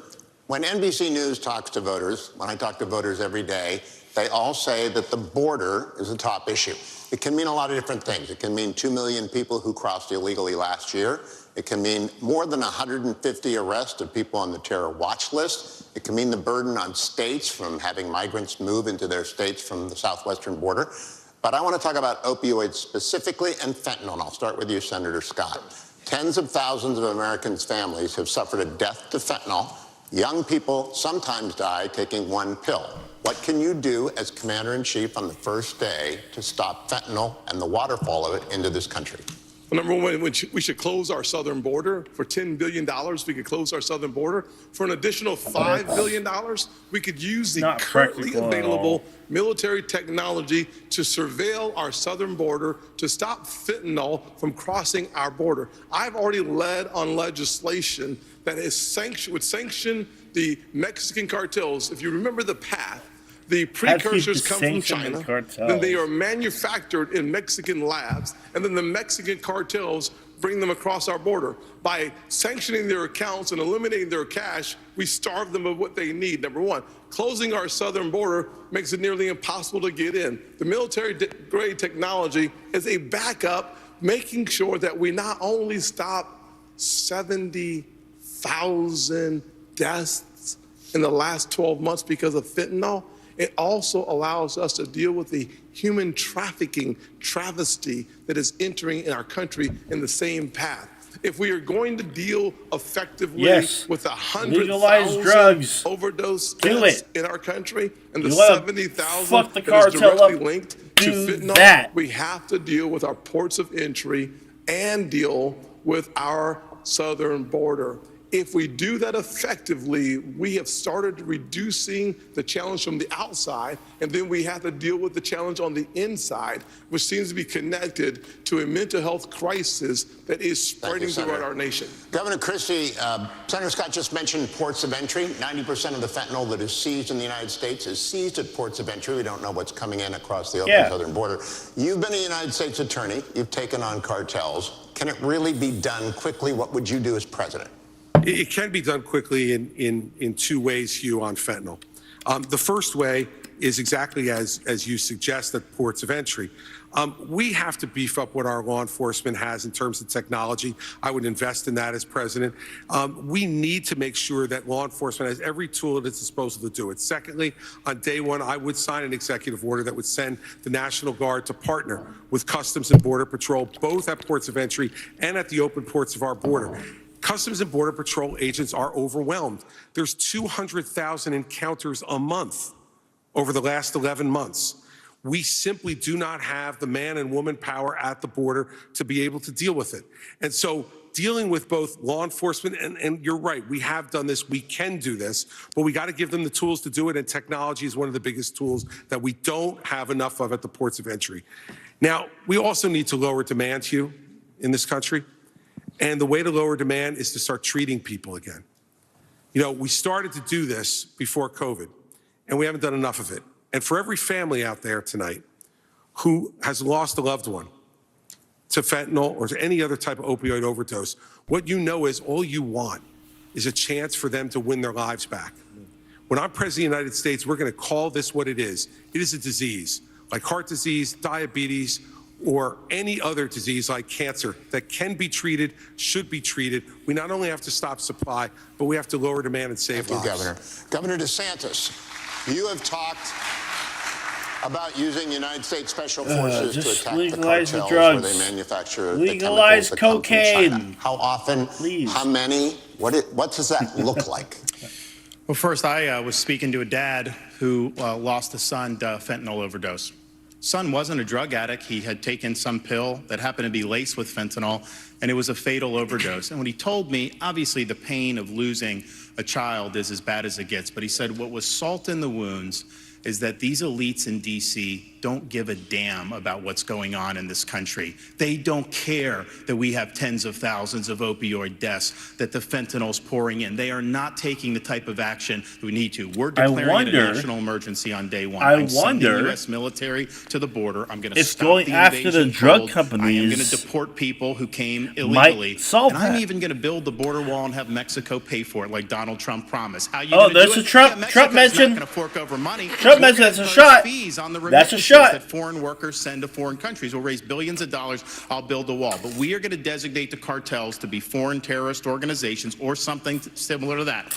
And we're going to authorize the use of deadly force. We're going to have maritime operations to interdict precursor chemicals going into Mexico. Since we're talking about, I'll tell you this: if someone in the drug cartels is pharmaceuticals, sneaking fentanyl across the border when I'm president, that's going to be I wonder the why last thing nothing's they do. We're going to shoot being them done about stone cold dead. fentanyl because of the power that the pharmaceutical companies have on Washington. Ambassador Haley, if the United States uses special forces in Mexico without Dag proper nabbit. notice to the Mexican allies to our south, what would your colleagues at the United Nations think about that?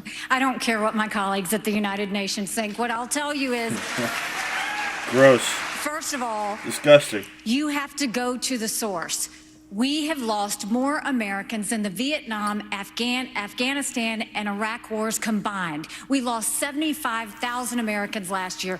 Go to the source. It is the reason why we'll continue to say we will end all normal trade relations with China until they stop murdering Americans. You watch how quick I'm that going to stops. cripple the The second economy is we'll send special just operations because in to I am take out so the cut to the cartels. We need to go pharmaceutical where they're industry, distributing it, which where the profits supply centers off are, of and take them out. We'll put drugging people up with 25,000 more opioids. Border Patrol and ICE agents on the ground and let them do their job. We will defund sanctuary cities. We will go back to the Remain in Mexico policy so that everybody stays in Mexico and they never get here in the first place. And instead of catch and deport, we'll go to catch and release.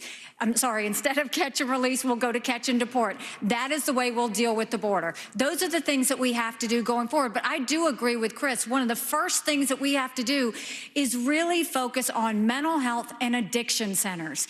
It is something that is needed in our country terribly because we don't deal with mental health. And someone who doesn't get care for mental health falls into addiction. Or are you just and we gonna, owe like, it to them to treat it like the cancer that it is. Mr. Ramaswamy. Are you going to criminalize homeless Special camps? forces in Mexico shoot them stone cold dead at the border?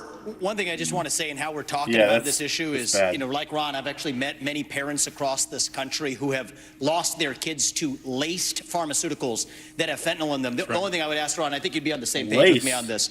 Let's not even Meaning call they that got an them overdose. illegally. That is not an overdose. That is poisoning. If you put that fentanyl in a Big Mac, we would not call that an overdose. You'd call it what it is. It's closer to bioterrorism. And I say that because as it uniquely relates to this crisis, that does warrant more aggressive means to deal with it. So there's a new presidential election in Mexico in 2024. People may not be aware of that. It's going to be someone other than Obrador, who has been a disaster in Mexico. I think he's even mentioned me obliquely in speeches to say that somebody who would do this shouldn't get anywhere near the White House. Fine. Well, AMLO, get out of the way. There's going to be someone else in charge. I hope to build a good relationship with that next president of Mexico. Will you? Yeah, Drew, I heard about that. I'm so hyped about it. I need to listen to it because, like, what the fuck? Also, God of conservatives talking about mental health. Where the fuck were you?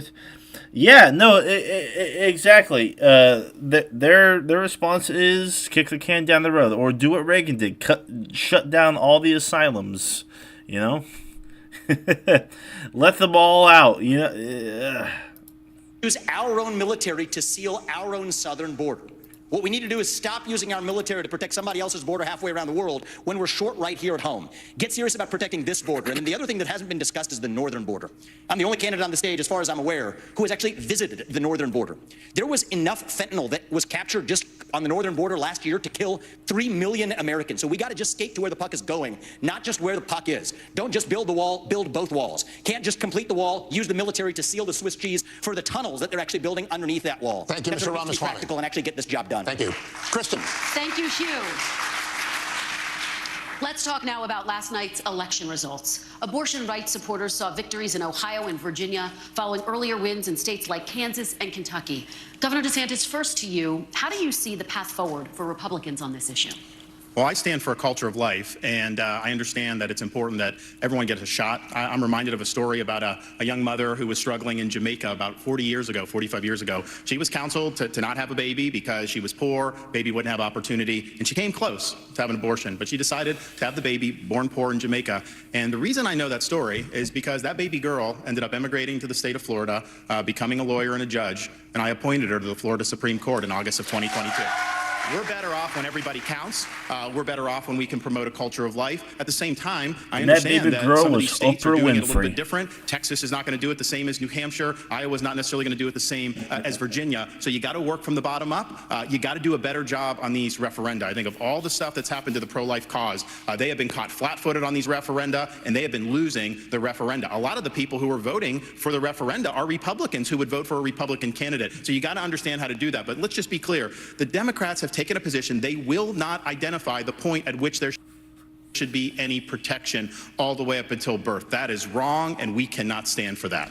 All right, Governor DeSantis, thank you. Ambassador Haley, let me have you weigh in. Former President Trump has consistently blamed the abortion issue and how Republican candidates have talked about it for their electoral losses. How do you see the path forward? You know, I've said it before. I think you have to be honest with the American people. This is a personal issue for every woman and every man. I am unapologetically pro-life, not because the Republican Party tells me to be, but because my husband Michael was adopted and I had trouble having both of my children. So I'm surrounded by blessings. Having said that, when you look post-Roe, a wrong was made right. They took it out of the hands of unelected justices and they put it in the... Look at Ohio, look at Kansas, look at Kentucky, look at Virginia. Not quite blue states, but they all voted to maintain abortion rights. Hands of the people. And now we're seeing states vote. And what I'll tell you is, as much as I'm pro-life, I don't judge anyone for being pro-choice, and I don't want them to judge me for being pro-life. So when we're looking at this, there are some states that are going more on the pro-life side. I welcome that. There's some states that are going more on the pro-choice side. I wish that wasn't the case, but the people decided. But when it comes to the federal law, which is what's being debated here, be honest, it's going to take 60 Senate votes, a majority of the House, and a president. I do appreciate that she takes the more moderate approach when it comes to abortion. So, like, at least she's got that going for her. To sign it. So no, we haven't had 60 Senate votes in over 100 years. We might have 45 pro-life senators. So no Republican president can ban Would she sign a total federal abortion ban, though? So let's find consensus. I don't think she would. Let's agree on how we can ban late-term abortions. Let's make sure we encourage adoptions and good quality adoptions. Let's make sure we make contraception accessible. Let's make sure that none of these state laws put a woman in jail or give her the death penalty for getting an abortion. Let's focus on how to save as many babies as we can and support as many moms as we can. And stop the judgment. We don't need to divide America over this issue anymore. Thank you, Ambassador. Senator Scott. Senator Scott, I'd like you to weigh in. How do you see the path forward, and what do you make of what Ambassador Haley just said? Do you see this as a consensus issue? Well, I'm 100% pro-life. I have had 100% pro-life voting record. I would certainly, as President of the United States, have a 15-week national limit. I would not allow states like California, Illinois, or New York to have abortion up until the day of birth. I certainly wouldn't not allow for governors, former governor, Democratic governor of Virginia, who talked about infanticide. We need a 15-week federal limit. 3 out of 4 Americans agree with a 15-week limit. 47 out of 50 countries in Europe agree with a 15-week limit. I would challenge both Nikki and Ron to join me at a 15-week limit. It is in our nation's best interest. And frankly, I think it's unethical and immoral to allow for abortions up until the day of birth. We have an opportunity which in this pretty much nation never fucking to stop happens. that reckless God behavior damn it, dude. from states like California, New York, and Illinois. I'd go a step further. In my parents' plan, we start by talking about funding, block granting resources to crisis pregnancy centers. We should support adoption. There are a number of ways that we can say to the expectant mother that we stand with you. We should not only be pro-life before the child is born, we should be pro-life after the child is born just as much. Senator Scott, thank you. Ambassador Haley, your name was invoked. Would you support a 15-week federal limit? I would support anything that would pass because that's what would save more babies and support more moms. But do you have to be... What? We stand with you. We should not only be pro-life before the child is born, we should be pro-life after the child is born just as much. There's an idea. Ambassador Haley, your name was invoked. Would you support a 15-week federal limit? I would support anything that would pass because that's what would save more babies and support more moms. But do you have to be honest with the American people? And I appreciate that Tim keeps calling me out for this. But Tim, there was a bill last year. Lindsey Graham sponsored it. You didn't even co-sponsor the bill. And then when you first were interviewed on this, when you ran, you wouldn't even say you were for 15 weeks. What I'm saying to the American people is, let's see what we can agree on. Let's bring people together and decide what we can agree on. I will sign anything where we can get 60 Senate votes, but don't make the American people think that you're going to push something on them when we don't even have the votes in the Senate. It's important that we're honest about that. Let me go to Mr. Ramaswamy. Would you support a 15-week federal ban, and what is the path forward on this issue? I just wanted to say, I think Nikki Haley didn't invoke being honest, and I at least want to give credit to Tim Scott. He's honest about where he stood, and I think you should be honest, not making a political calculus, but to say, if a bill is served up, would you sign it? Here's my view on this. Speaking as a man, they say men have trouble speaking on this issue. I don't think we need to be that way. It was my home state of Ohio, I'm upset about this, yesterday, that passed a constitutional amendment that now effectively codifies a right to abortion all the way up to the time of birth without parental consent. Why? It's back to that Republican culture of losing. The Republicans did not have an alternative amendment or vision on the table. I know Ohio. I was born, raised, and I lived there. It's representative of the country. In the state of Ohio, we talked about access to contraception, adoption, and also here's the missing ingredient in this movement: sexual responsibility for men. We live in an era of reliable genetic paternity tests that are 100% reliable. So we can say men deserve more responsibility. So we can tell women we're all in this together. It's not men's rights versus women's rights. I mean, it's about human rights. And I come back to that case that pretty different when it comes to women getting pregnant, like men taking more responsibility, because for the longest time when it comes to abortion or women becoming pregnant or whatever, it's always, oh, what a whore, it's the woman's fault, this and that, whatever the fuck, So this is kind of turning that on its head, but still he's upset about it. As Thomas spoke of, a pregnant woman walking down the street, she's assaulted. The unborn child dies in that assault. You find me one person in this country who says that criminal does not deserve liability for that death. You won't find one. That says we share the same instincts on this issue, but we require... Because, if the intention was to keep that child, obviously that matters the most. That's the biggest fucking key here. I believe a different generation of leadership to actually lead us forward and unite the country on this with honesty. Thank you, Mr. Ramaswamy. Governor Christie, as you know, federal limits are important to a lot of Republicans. Where do you stand on this issue, and what is the path forward for Republicans? For 50 years, conservative lawyers have been arguing that the federal government should have absolutely nothing to do with this issue constitutionally because it's nowhere in the Constitution. And then Dobbs comes and we finally gain that victory, which was the creation of a constitutional right out of thin air that didn't exist. And now we have people running to say, let's short circuit the states from doing what they need to do, and let's go right to some type of federal ban at a certain number of weeks. And people on the stage have been all over the place, 20 weeks, 15 weeks, 12, 6. Look, the Frowners were really smart. And this is an issue that should be decided in each state. And I trust the people of this country, state by state, to make the call for themselves. Now, it's going to lead to a lot of divergence. In Oklahoma, you can't get an abortion unless the life of the mother is at risk. In my home state of New Jersey, it goes up to 9 months that you get an abortion. I find that morally reprehensible, but that is what the people of our state have voted for. And we should not short circuit that process until every state's people have the right to weigh in on it. But here's the bigger issue, Kirsten. The bigger issue is, and Tim began to touch on this, we're not pro-life for the whole life. To be pro-life for the whole life means that the life of a 16-year-old drug addict on the floor of the county lockup is precious, and we should get treatment for her to restore her life.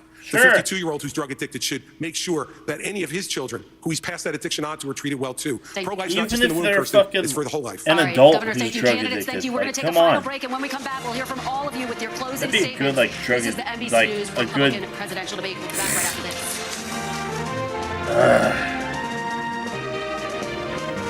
We're crying out loud.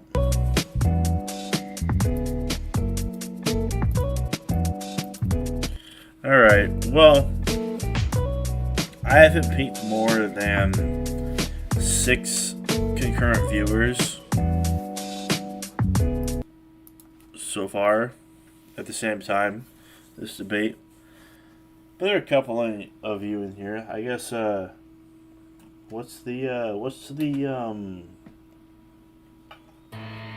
consensus on the debate?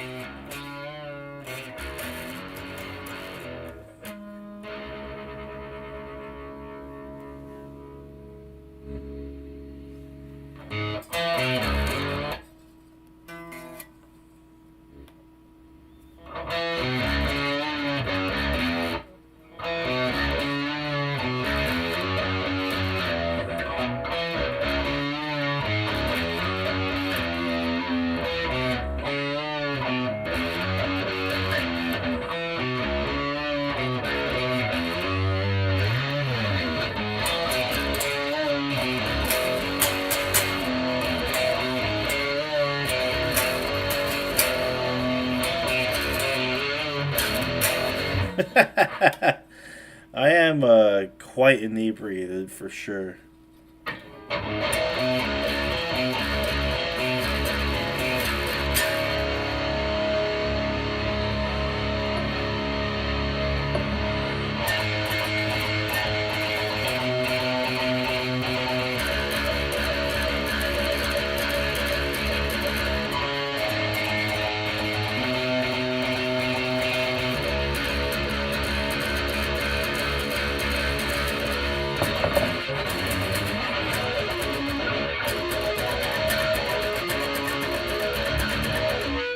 Sorry, I'm probably annoying everybody.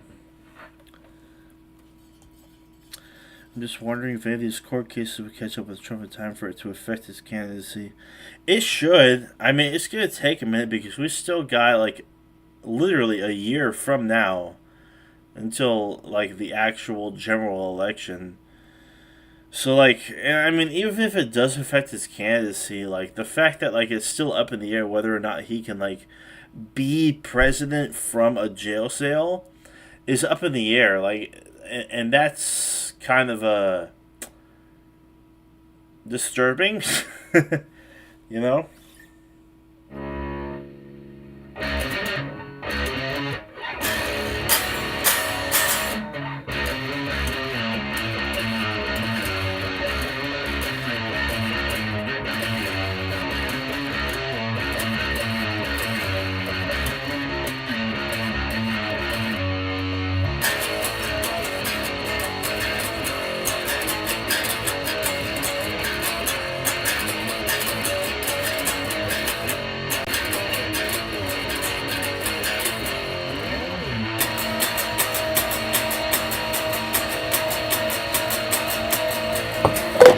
Shit!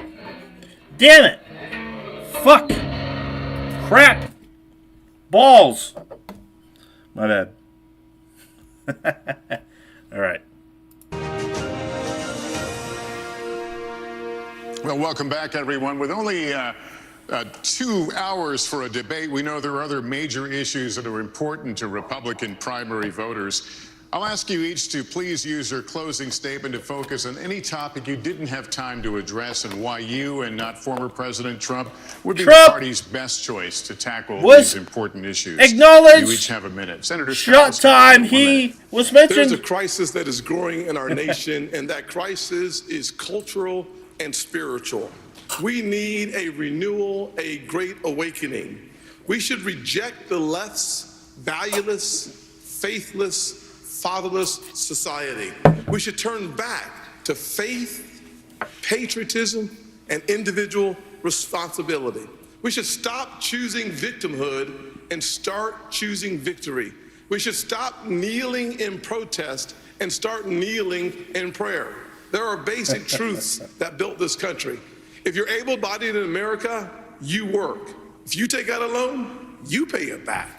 If you commit a violent crime, you go to jail. And if God made you a man, you play sports against men. Shut up. I do not just want to... Shut the fuck up. Audience, please. I do not just... Shut the fuck up.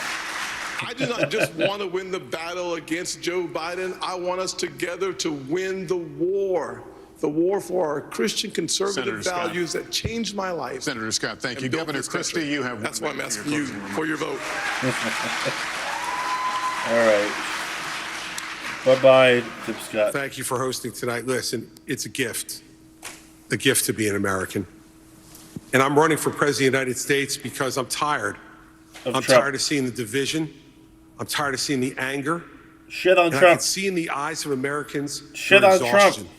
Their exhaustion from the petty personal politics that have taken over this country over the last number of years.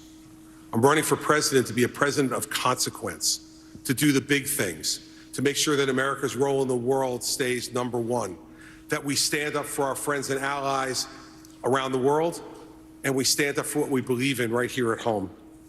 And it's not to eliminate our differences. Our differences has always been our strength as a country, not our weakness. But you can't truly say you love America unless you're ready to open up your heart to every American.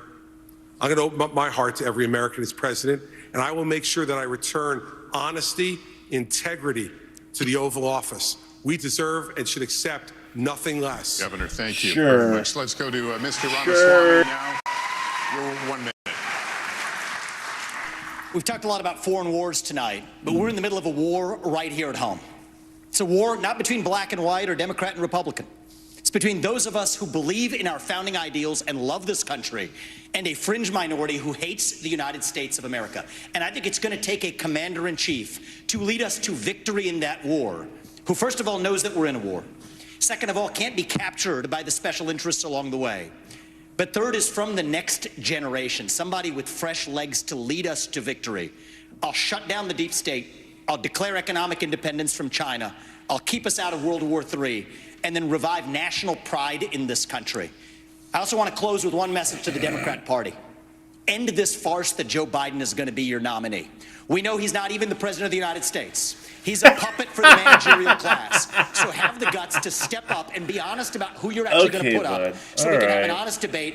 Biden should step aside, end his candidacy now, so we can see whether it's Newsom or Michelle Obama or whoever else. Just tell us the truth so we can have an honest debate. I mean, you would want to hope that it's Biden, because if it was Newsom, he'd fucking stomp you guys. 1 minute for your closing. Even if I'm not a fan of it. Thank you. The world is on fire. We have a war in Europe. We've got a war in the Middle East. We've got China on the march. Sure. It is very important that we know how to defend our freedoms and how to defeat terrorism and socialism. We have to know the difference between good and evil. We have to know the difference between right and wrong. We need to know that a strong America doesn't start wars. A strong America prevents wars. And the way we can focus on that is to make sure we go back to the soul of America and be strong and proud again. And we can't do that. We can't win the fights of the 21st century with politicians from the 20th century. We have to move forward, and we can do this. I know we can do this. So join our movement. Go to NikkiHaley.com, and we will once again show what America that's strong and proud looks like. God bless. Ambassador, thank you. Whatever. Governor DeSantis, your closing. You have 1 minute. We must reverse our country's decline, and that is going to require leadership. I will take the hits, I will take the arrows, I will take the barbs, because it's not about me, it's about you. It's not about the past, it's about your future. We are going to fight for you. I am going to Can win you imagine for you and if your Trump family, actually and I'm gonna fucking lead this showed up? country's revival. As a veteran of the Iraq War and in the Navy, I will always put service above self as president. As the father of 3 young kids, I'm going to ensure that this country is left to the next generation in better shape than we found it. And as the governor of Florida, I delivered on all my promises, and you can trust me to deliver for you as the President of the United States. I am asking for your vote. I'll be a nominee that will be able to win the election. I will be a leader you can be proud of, and as your president, I will not let you down. God bless you. Governor DeSantis, thank you. That's the creepiest smile imaginable.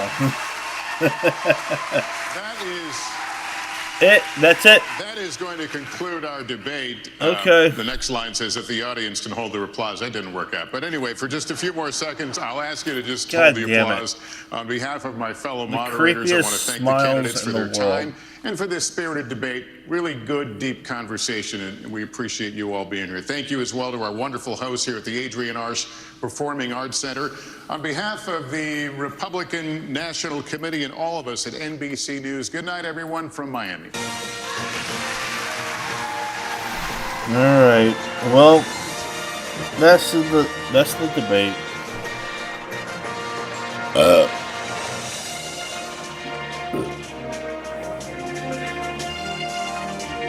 What a shit show. I mean, it wasn't as bad as the first two debates. It was billed as a debate that was make or break for all the candidates, and each of those candidates on stage right now came to make a mark. Good evening, I'm Tom Yamas here in Miami. I'm Hallie Jackson alongside Tom here in the spin room as you are looking live at these candidates on stage. One of the most intriguing parts of the post-debate procedure here, greeting spouses, kids, people who have come to see them here at the Adrienne Arsh Center, where we are located here in Miami. 2 fiery hours, 2 substantive hours. Some shots fired at Donald Trump, at President Biden, at each other, Tom, with these candidates now taking a moment here as we watch some of the interactions. We saw that brief handshake between Nikki Haley, Ron DeSantis. We saw Nikki Haley, Chris Christie interacting, and there, Tom, is Vivek. You can't help but, like, fawn over the wholesomeness of some of that. Even, like, you just know that these people are just fucking playing the part and just jazzing their bass up and whatnot. It's just, like, it's disgusting. It's gross. But, whatever, you know. Hey, I got a game here. What's this? Please select your mission. Oh shit! Let's play a game.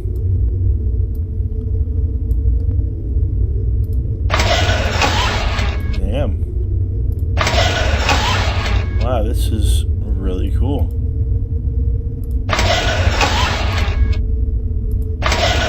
Damn it! You fuck! That's not even okay. That's fine. That's whatever. It can stay there.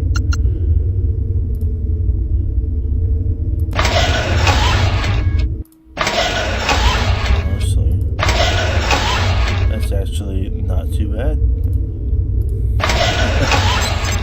All right, whoever's here, what's popping?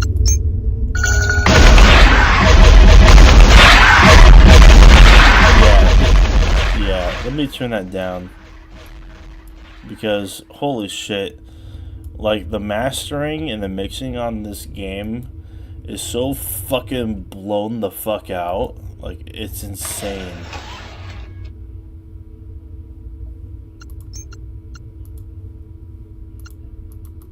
Did it freeze? Did this motherfucking game just fucking freeze, dude? Like, what the fuck? Come on. What the fuck?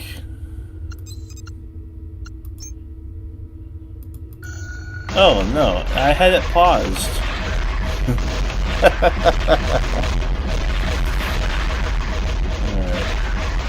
Oh, I forgot. I have to have it blocked off that way.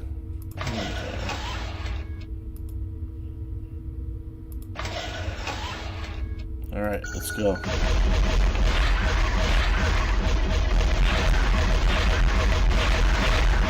I would be at the very last level if the fact that my computer didn't have such low storage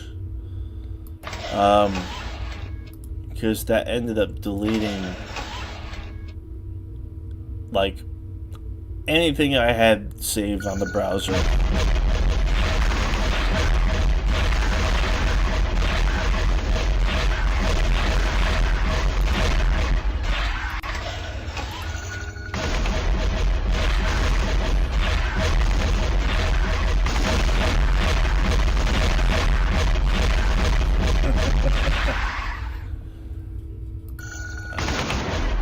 I'm just having a tower defense game going. Close debate. Just fuck it.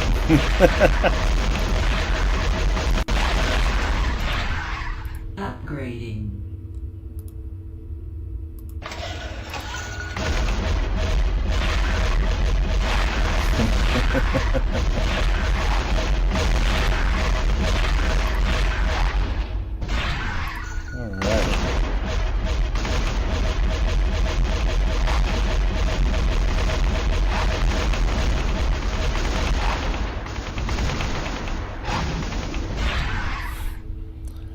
Boo. Upgrading. Yeah. Upgrading.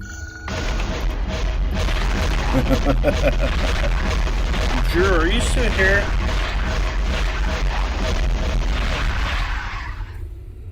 God, I'm like 11 shots deep. Fucking insane.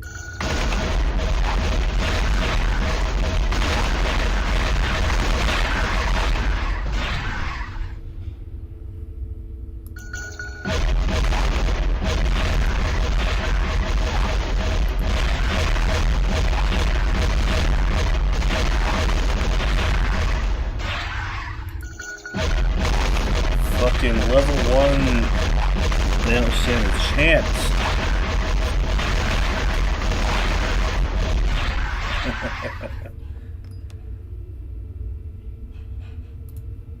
Upgrading.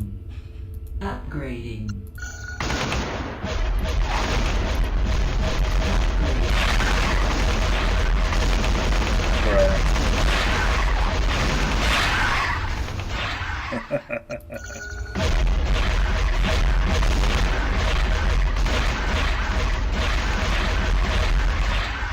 I don't even need the DC for it.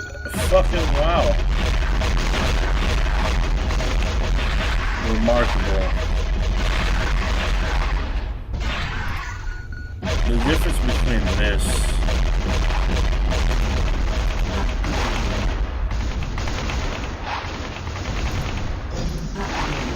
okay. This guy though. Okay.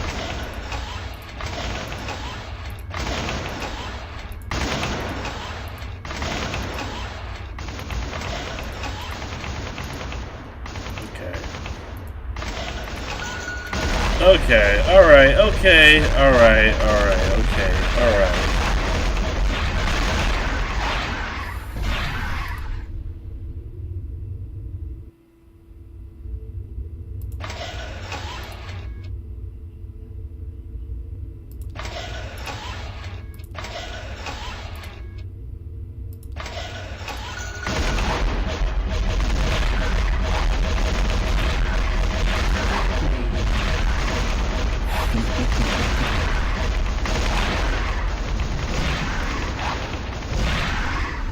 Alright.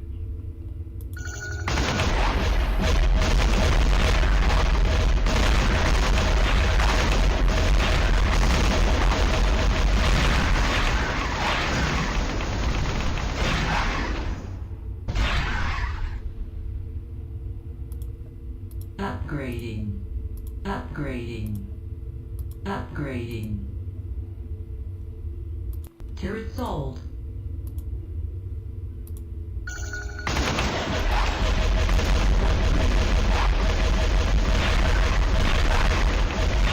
Damn.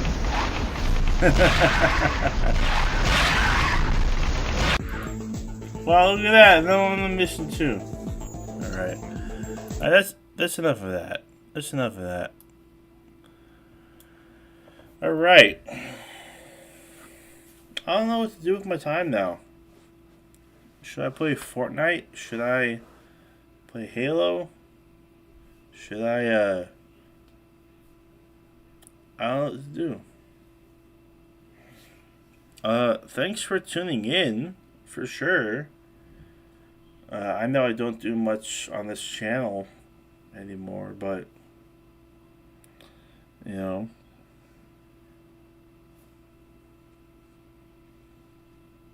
bless. See y'all.